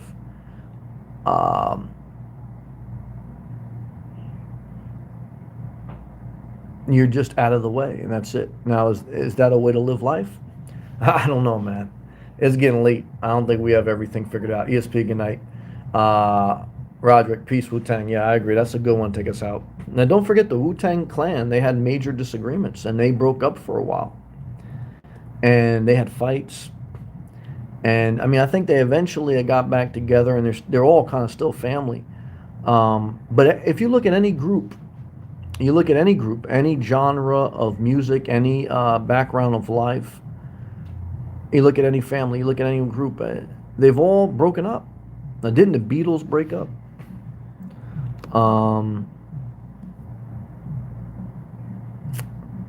Sonny and Cher, didn't they break up? Ike and Tina?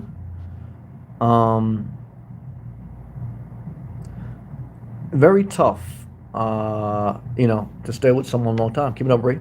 Watch my TikTok, Sam. Add beautiful. Well, I don't have the TikTok app. Let me see what happens if I copy and paste that into the search engine. Will TikTok come up on my internet? Because I don't have TikTok. I see you on Twitter. I have to download TikTok. I don't have TikTok app. I certainly don't have it on my laptop. Let me see what you're on Twitter. I don't have Twitter either, but it does let me search Twitter. Is that you? No, that's not you. Is that you? Was this your last? Oh, this was from 2013. I hate being sick, double exclamation mark. My immune system sucks. Face mask emoji. At Hackensack, that's probably you. University Medical Center, that's probably you. And then you also said in January 11th, 2013, isn't this amazing? Go back 7 years, see what someone said. She goes, we all want what we can't have. That must have been a guy. Bree says, give me that minute I deserve. At VS Pink, Leather Mini Dog. She said in 2012, that this is December 2012, Bree said, December 1st, I want to wish a very special happy birthday to a very special man in my life. You probably hate, oh, no, I'm sorry. And that was her father. I apologize. I love you, Papa. Okay, yep. I thought you were talking about your man. I know your parents, I believe you. Keep It Up with Bree says, November 27th, 2012, shit about to get real in Charming Heights. Bree says, I need to get my life back on track. That's 2012. See, isn't that amazing? Now you look back at 2021, and your life is probably, I mean, I'm sure that's probably painful to even listen to some of the things you were saying. And I'm sure some of the things now you don't even remember. You're in a totally different place, probably totally better, if this is even your profile. That's the other thing. Like, I don't know whose profile is what. This is probably someone else's profile. The description of the person, if this is you, says, I am good, but I'm not an angel. I do sin, but I am not the devil. I am just a small girl in a big world trying to find someone to love. Is that you, Brie? Or is that someone else? Well, every girl I've ever met online says I love to travel. I think that's someone else. That's not even you. I read the wrong person. See, that's the other thing. Like, you search someone, and she's got the same tag name as you, though. Keeping Up with Bree says. Yeah, Twister's laughing. Keeping Up with Bree says you can download it and make it an account without paying a photo. Okay, I'll have to do that. People just make TikTok accounts. My mom likes that to watch others. Laughing. And I think Twitter account isn't mine. You're right. You see, that's how I misquoted you on that one. Yeah, that was someone else's profile because I just clicked on her picture. She got glasses. Looks like a Spanish chick. She's cute. Um, what can I tell you, Brie? I'm sorry about that. What I would tell you is this. I'm tired. The night's over, and I think we read all the comments. Keep it up, Brie. It helps to laugh at others, though. Yeah, well, we just laughed at whatever that girl was talking about. Keeping up, Brie. I think I'm pretty funny.